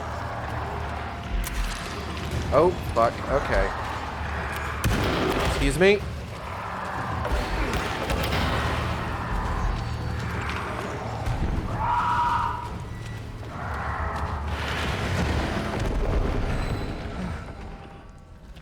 Alright, cool.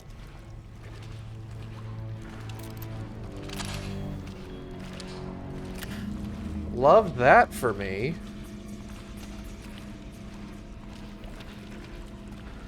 Got a drink. Need booze to heal my wounds.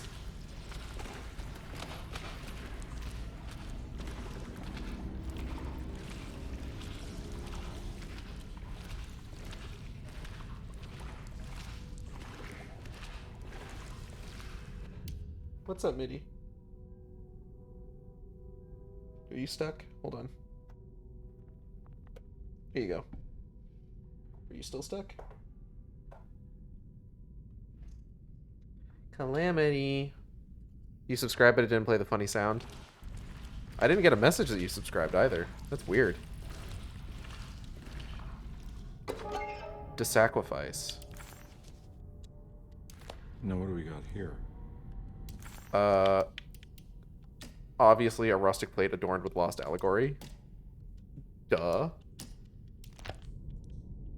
Alright, how the fuck do we get... Oh! Hold on, what's this? Secret room.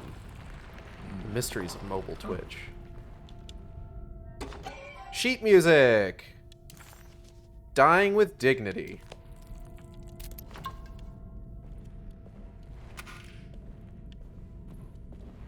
Dying with dignity, as opposed to dying like a bitch.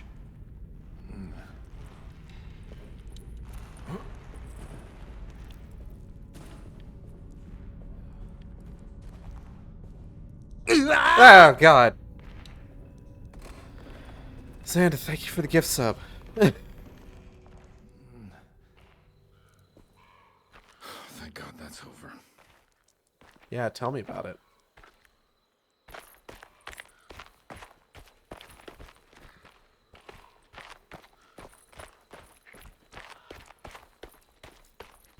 Is this backtracking? Was I here already? Hold on.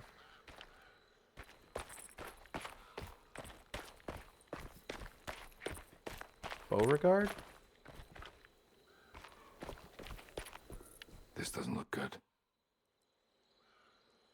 Cassandra Beauregard, author and victim. Ma'am, are you okay? He's probably fine.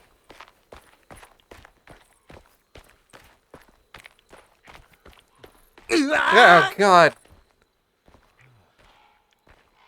Santa, thank you for the continued subscription.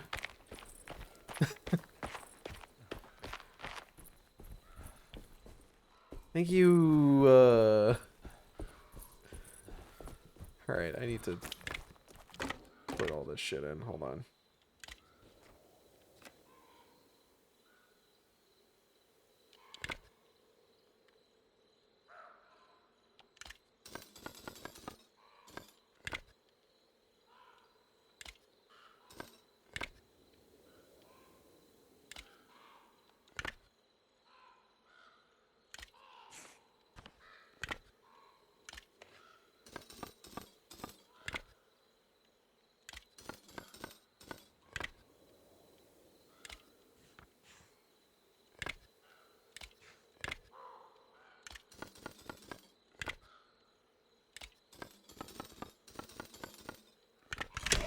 There we go. Gage, it is baby food time. That hand is your hand giving food to the cats and also dog. Well, I got 10 minutes.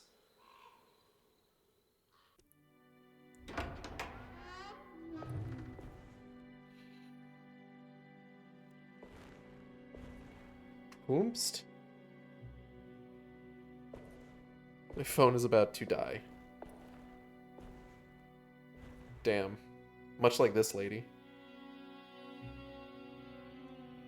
Please don't touch her. Oh, hey. Jeremy. What are you doing here? Everyone's looking for you. I know, it's all a big mess. No one understands. I'm just trying to keep evil at bay. Just for a little while longer. You've got to come back with me. Your niece is waiting at Tercetto. Emily? Why would you... My letter. Keep making it worse. What is going on, Jeremy? How is any of this happening? I made a terrible promise with some... The Dark Man. Who is he? No, Hey, don't Meanie. say his name. He can hear us. Meanie, this guy's losing his mind, and then I'm gonna feed you guys, okay? Okay? Jeremy. I need to understand what is going on. I promised him everything. When the sun rises, I will be chained in his sunken desert temple for an eternity. But at least the evil about to awaken in Tercetto won't harm anyone outside of that cursed place. You're acting crazy, Jeremy. I want to help. There's nothing you can do. And what's all the business about Teruea? Why did you want to go there? Well, I can't go there. Not allowed. But you wanted to. Can I go? Tell me, will it help me to break your pact? Is there something there that would help? Why would you give me hope? That's so cruel. Okay. Sounds like we're onto something here. What should I... Look out! Behind you! It's right behind me, isn't Don't he? let it take you! Ouch. Ugh. My fucking noggin.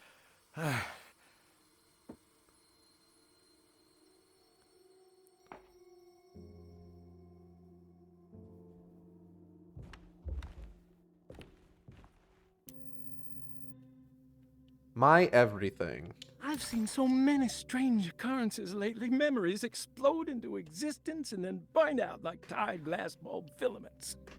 Dreamscapes crash down from the stars and sink into the sea. Doors that lead to nowhere and absolutely everywhere at once. With all this reverie, I want to think there's a chance that you found a way to remain alive in some way I cannot fathom.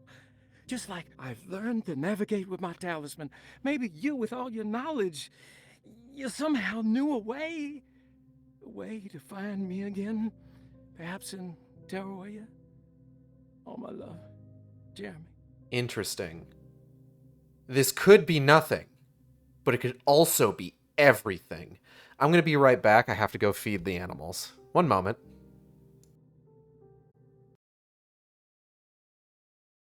All right, I'm back. Is one of those animals Natalie? No, the animals are 3 cats, Ragnarok, Calamity, and Moose, and the dog that we're fostering, Juno.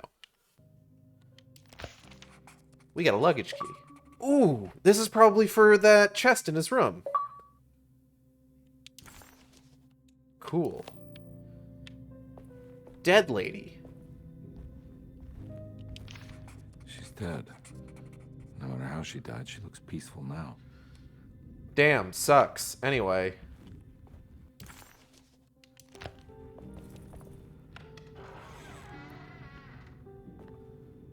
Let's go to Jeremy's room. We could probably open that trunk at the foot of his bed.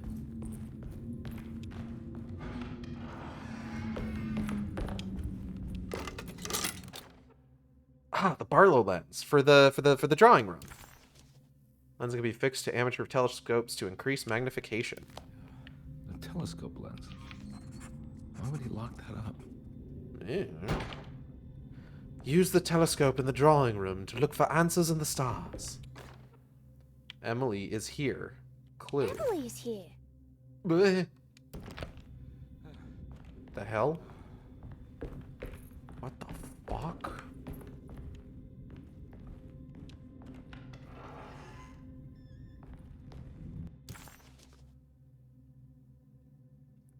I think the sitting room. The sitting room is where the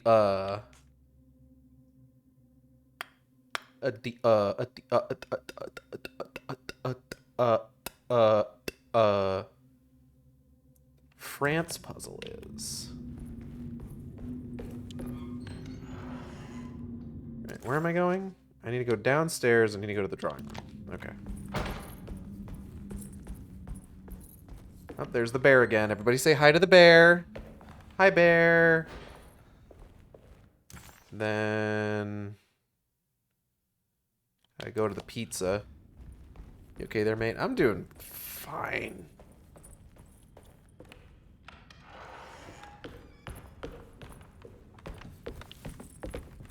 Still not, like, dark out.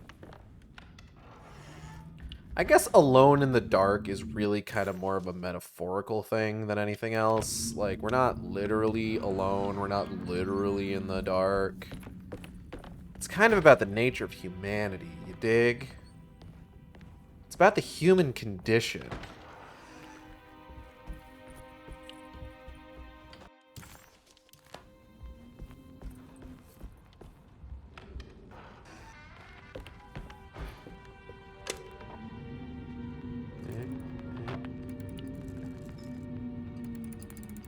Okay, hold up, hold up, hold up.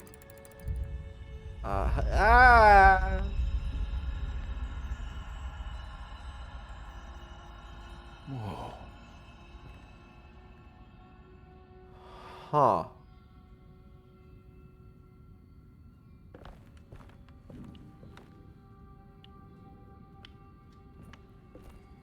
Interesting. Is that a fucking peacock?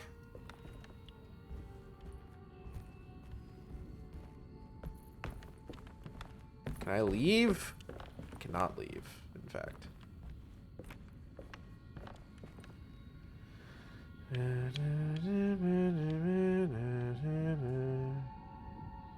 I'm not even 100% sure where to start with this.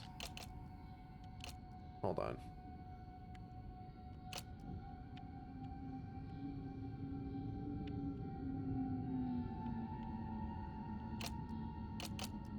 Okay, hold on. Okay, hold on.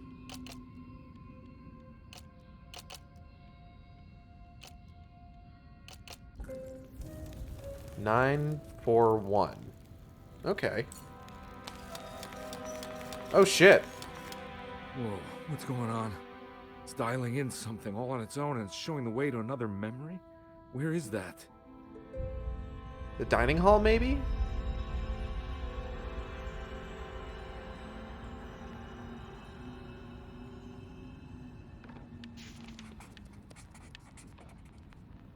Another world seeping into Deseto. Was this a taste of that mysterious Terrawea? What the hell is this? Hold on.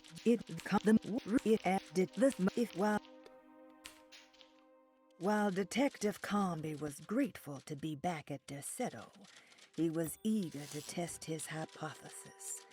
After having suffered through that sinister world, dressed as the French Quarter, Jeremy's writing could be read much more literally. What if Jeremy used his talisman to actually visit those places he mentioned in the book? Carnby felt certain that this was the answer. He wouldn't find Jeremy hiding inside Deseto. He would be in one of those other worlds. And to follow in his steps, Carnby would have to investigate the old clock and the boiler and find out what part they played. I didn't realize this was here.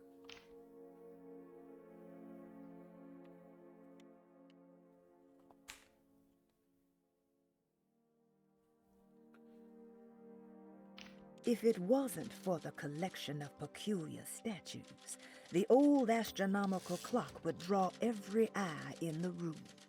To Carnby, It wasn't the intricate clockwork that stood out, but the odd-looking plate on the inside. It reminded him of the ritual bench in Miss Jackson's seance room, where he had manipulated the talisman to open a door back to Deseto. He wanted to try to replicate the procedure, but found that the inner part of the plate was broken.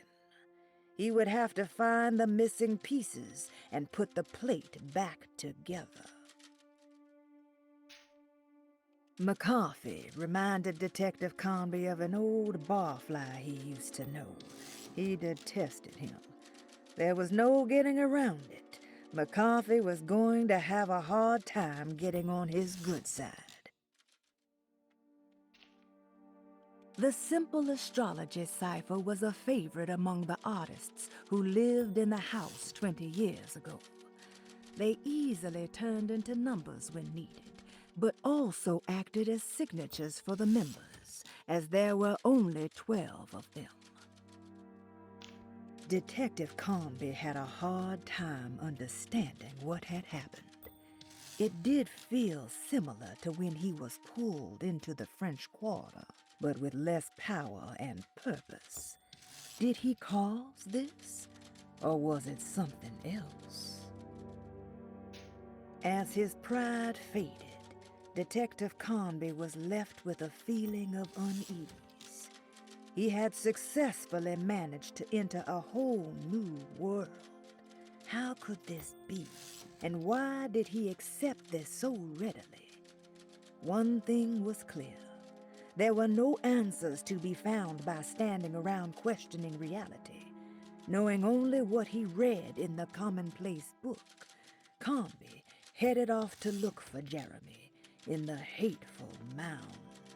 So this is interesting because I do like the mechanic of kind of like giving more of a peek into like what Carnby's like sort of like state is going through all of this shit. But it's also kind of addressing things that I've been noticing, like how he seems to be really, really accepting of everything that's going on, like really quickly. It was a bust. The oil rig and the hateful mound led him nowhere closer to finding Jeremy. Carnby was sure he had struck gold when he found Jeremy's bag, but it was just a trap set by Lottie, another of Deseto's orderlies. Things got out of hand real quick, but somehow Carnby managed to find his way back to Deseto, none the wiser. At least it was one item off his list. Now he had to figure out what to do with the boiler. Ruth seemed like a handful. Her talk about Jeremy and the Dark Man made it sound like she might know something of importance. But ultimately, it felt like a dead end. Why did that girl look so familiar? Detective Carnby just couldn't quite remember.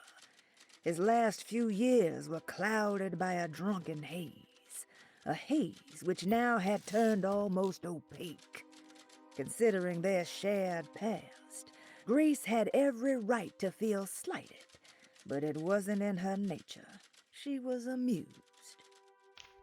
The medicine bottles had stains of rot on the labels, suggesting some greater shape. They just needed to be put in the right order. But for what purpose?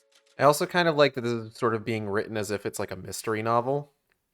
Carnby didn't know what to make of the grotesque vision of the dead clerk. Was he dead, or was it all fiction? Is that Waits? In the basement, maybe? Because Grace did have that line about, like, you need more eyes to see these things, and that dude fucking sprouted eyes all over the place. The odious stench of a flooded cemetery caught him off guard. It was one of the many things that clued Detective Carnby in on that this place wasn't the real thing. This was some nightmarish surrogate, patched together by Jeremy's tattered memories. This is why we bury above ground, he thought. and set off to find the chapel that Jeremy had mentioned. It was the chapel Jeremy had mentioned in his book. With a bit of luck, soon Carnby would be able to catch up with the old man. He just needed to find a way inside the chapel. Jeremy didn't want to be saved. He felt the need to honor some deal he made with an entity called the Dark Man. Carnby wanted to think it was ridiculous, but a brief encounter with that unbearable gloom had shaken him to his core.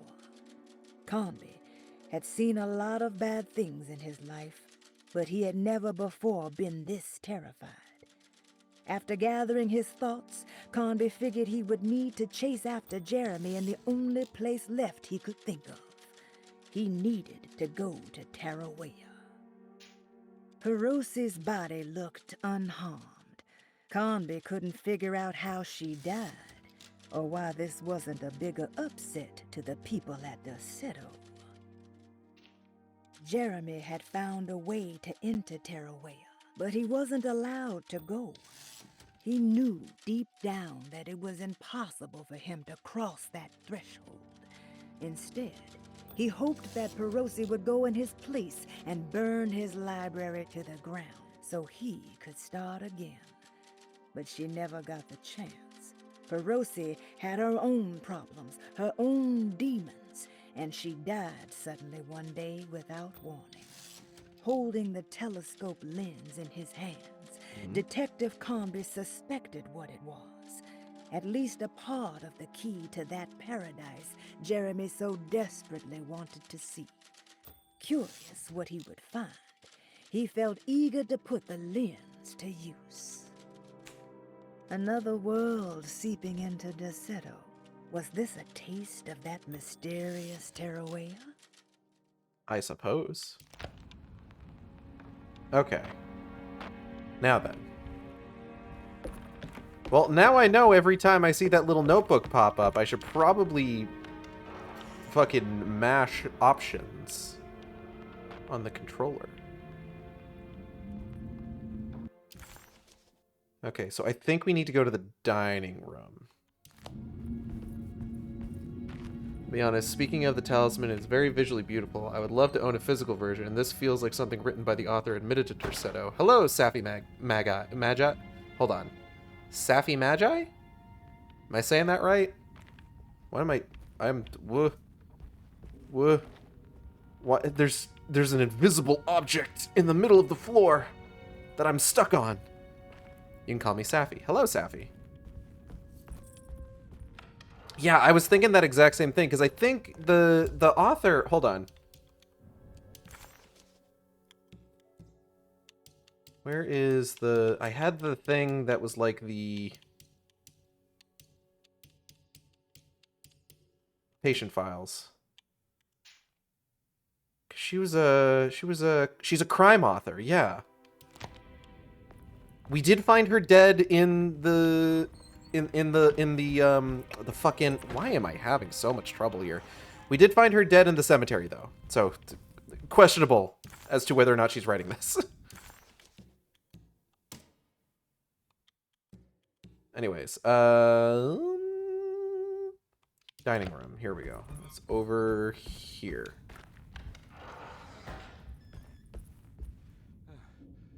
All right, cool.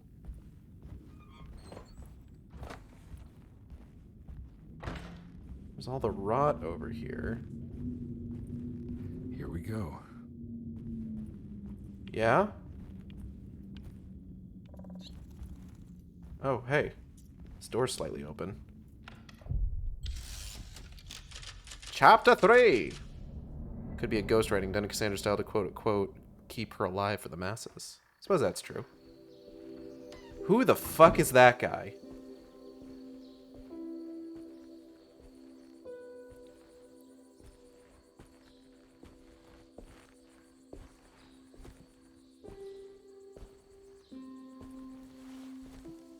I'm glad to see you made it.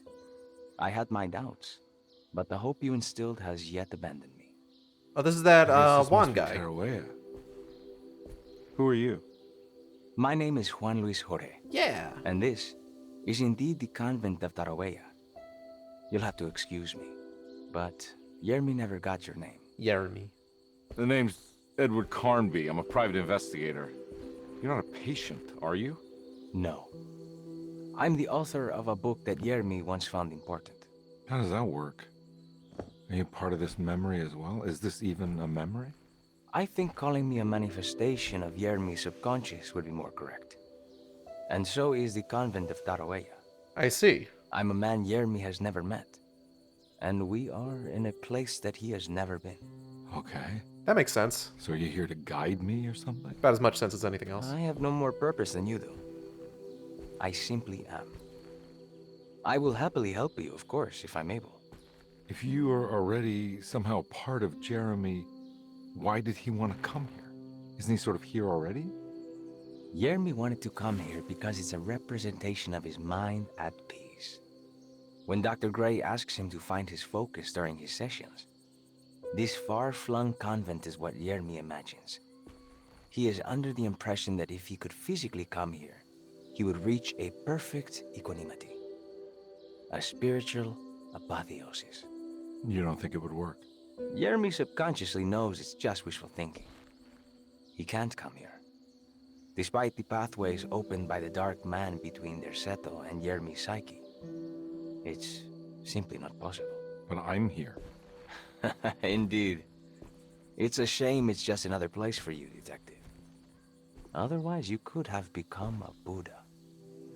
Always a bridesmaid, never a blushing bride. Am I right? Yes, I suppose so. You'll have to chase enlightenment elsewhere. So what's the next best thing? What can I do here?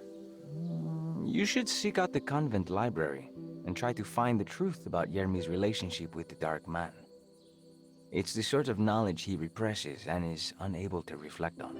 Will it tell me how to break the pact? Perhaps. At least you'll have something to confront Yermi with. Wait, why can't you just tell me? I don't know such things. You'd be better off consulting the texts of Dr. Freud if you want such answers. No thanks, I hate shrinks. Also, There Freud was a is sham. another thing you should know about the library. He is here as well. Oh, dope. Dark Man has been working his way through the text for a long, long time. He's here? How am I supposed to get past him? Be careful, Detective. Oh, jeez, just perfect.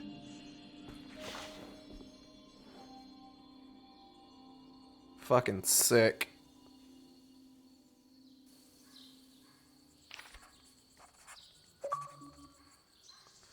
I'll be honest, I remember being hyped for this game's release, mainly due to being familiar with the 1992 release. The first time I came across the 92 release, it was a text commentary based Let's Play in English with the French version of the Alone in the Dark trilogy.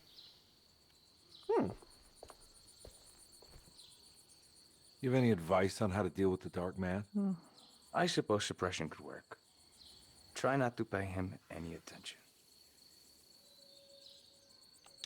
How does that work as a gameplay mechanic? I know you said Jeremy's never been here, but does this place exist in real life? I think it's supposed to be Mexico. But I am not certain of Tarawea's origin. Well, good to meet you, Juan. I'm going in. May the gods be with you, Edward de Vilban. Not my name.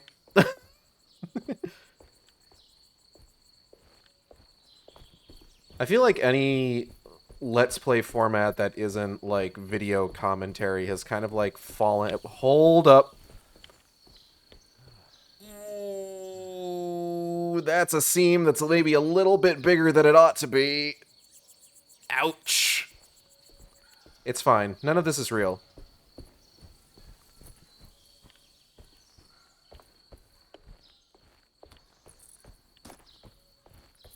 Jeremy's subconscious needs better game level designers. No, I'm kidding.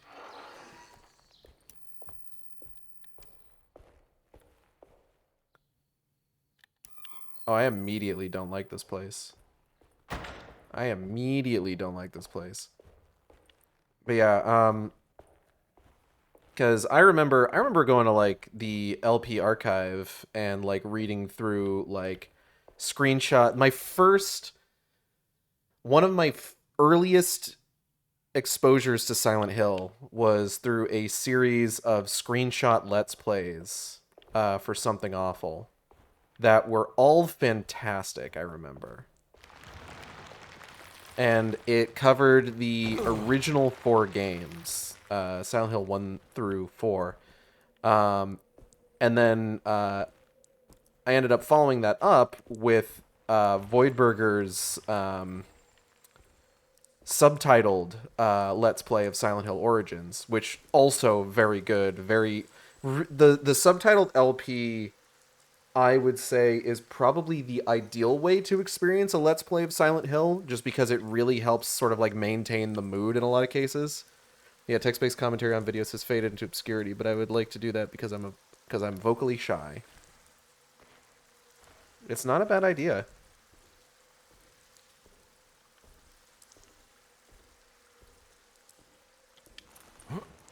Like, Voidburger continued doing that, I think, into, like, Silent Hill 2 and 3.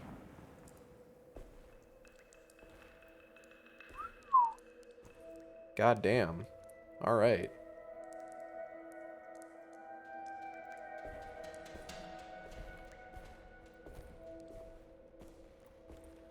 Next time I notice an autosave, I'm probably going to stop for the day. Because we've been going for a little over 4 hours now. And I want to be able to have enough to do next week. So that ideally I would like to have like a clear cut between like, okay, I have the streams where I play as Edward Carnby, and then I have the streams where I play as Emily Hartwood.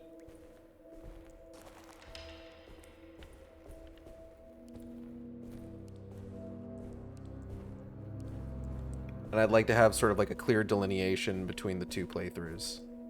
Oh, that was an autosave. Let's go a little further. There's something missing.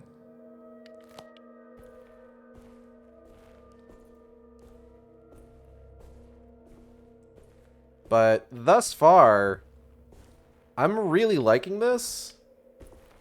The combat is a little janky, but I'm not like getting really frustrated with it or anything.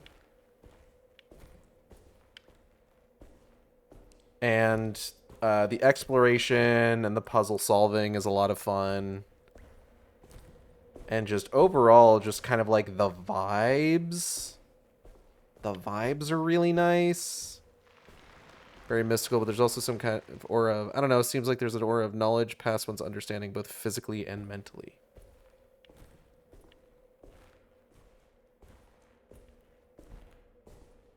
Oh, for sure, for sure.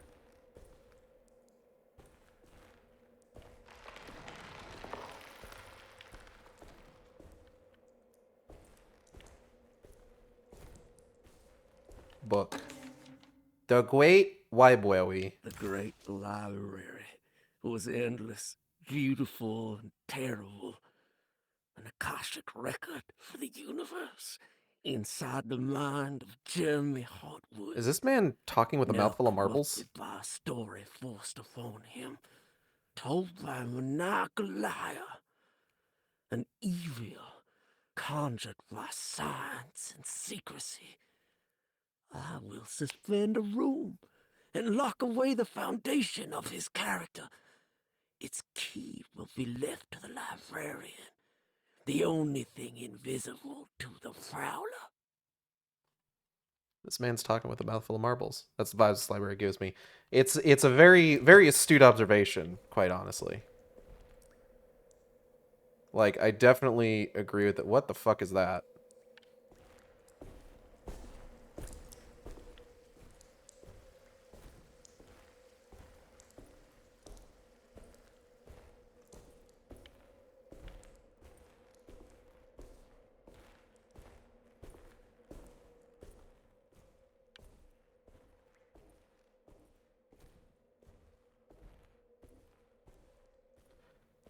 I will say, I don't know how I feel about sort of like the lack of like music just kind of walking around, you know?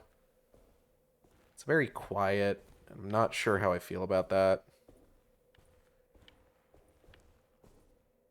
I could use a bit more background music. I gotta play like Resident Evil 2 with the classic soundtrack again sometime. That's a lot of blood on the floor. Only good things up here, clearly.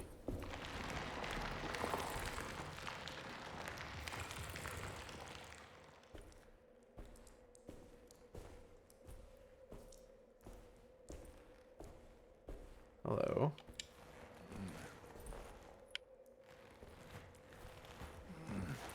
Okay. Oh, this right. Carnby felt confused by Aha. the pleasant nature of Terrawea. It was somehow uncomfortable to him. Juan, the sweater-wearing Buddha, wasn't helping either. According to Carnby, people just weren't meant to be this nice and genuine. Best to hurry off to the library, he thought, and see if he could find information about Jeremy's relationship with the dog man. Okay. Glad I checked that. Hello.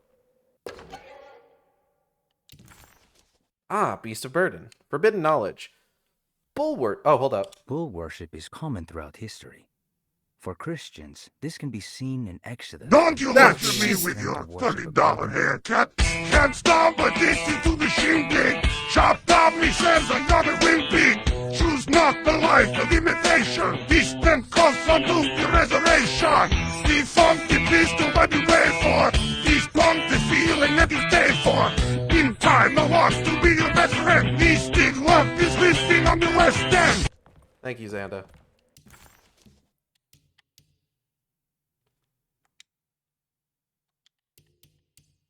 Bull worship Anyway, is common back to throughout this. history. For Christians, this can be seen in Exodus when the Israelites turned to worship a golden calf in Moses' absence. This passage shows the people falling back to the worship witnessed in Egypt, known as the Hapes bull. Another famous example is the Minoans on the island of Crete. Their worship of the bull gave rise to the myth of the Minotaurus. I did want music, you're the right. half-man, half-bull monster that reigned the labyrinth. But for this particular case, I think I should tell you about the deity Astarte that brought the Taurus constellation to life to attack Gilgamesh. Even for a mythical hero, this celestial bull would prove difficult to defeat. Only by distracting the bull with a golden sail was Gilgamesh able to pierce an eye with the spear, which bled the bull to death. I like that the text is cut off at the bottom there. I forgot that you could play these. As the world moved into the new decade, America was spiraling. Are these all read by Juan? The lone and the lost walk a land of fear. I guess they are, huh? Because I brought up my vibes of Terrawea, the vibes of Darceto is dark, obscure, and laced with unseen hostilities, to me, personally. Yeah, no, that makes sense. And I feel like that's the kind of, like, vibe that you want with a major sort of, like, survival horror setting, I feel like. Even if it's something like Darceto, where there really isn't... Like, if you're in Darceto, generally speaking, you're pretty safe. Like, you might get one of those, like, reality shifts where suddenly there's, like, an enemy leaping up to, like, bite your fucking face off. But, like, otherwise, like, it's really just kind of a puzzle house.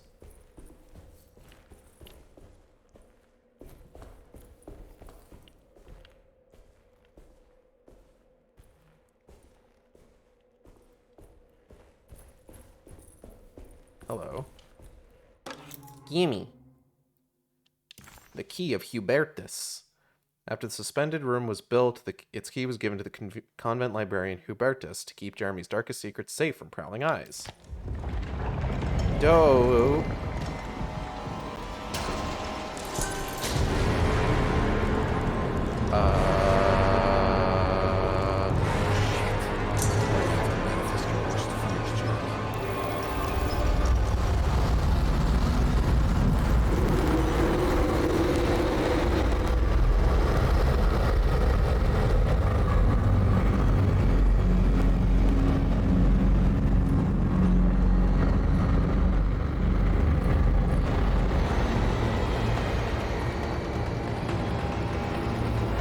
Oh god, I don't know what I'm doing. I don't know what I'm doing or where I'm going.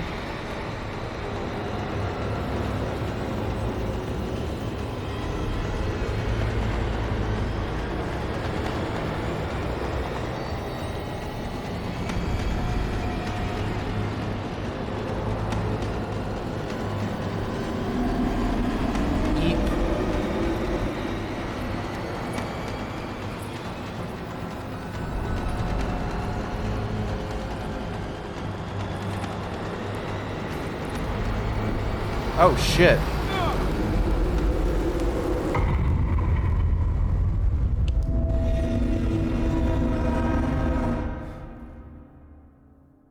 I just died by being close to him?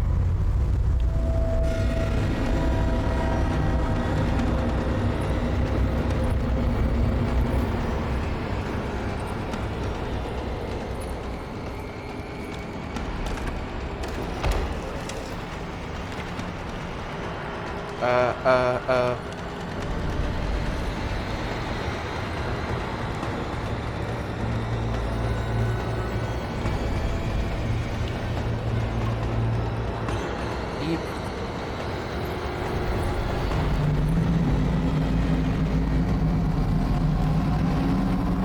Oh, shit.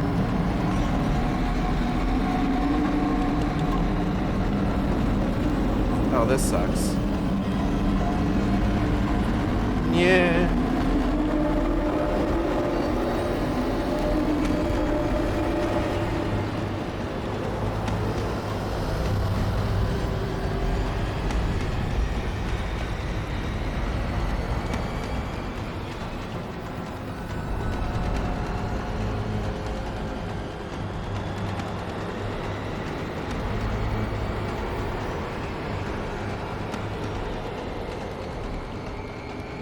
Not sure where he is right now. There he is.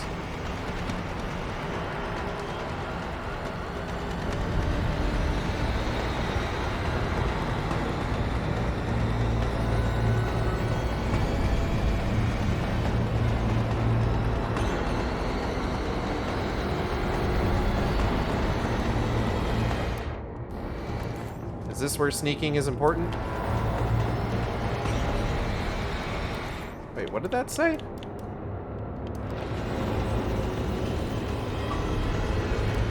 Hold on. I need to look back at what that said, actually.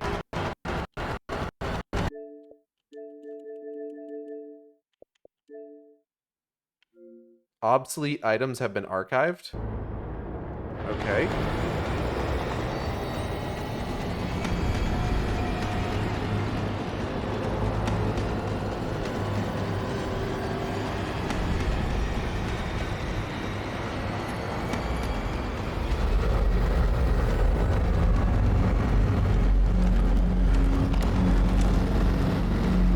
I don't know what that did. Oh.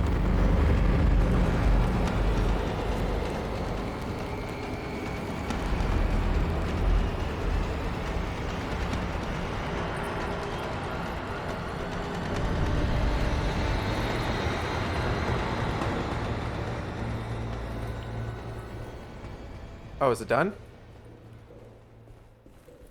Okay. Cool. That was fucked up and weird. I don't know if I want to go in there yet.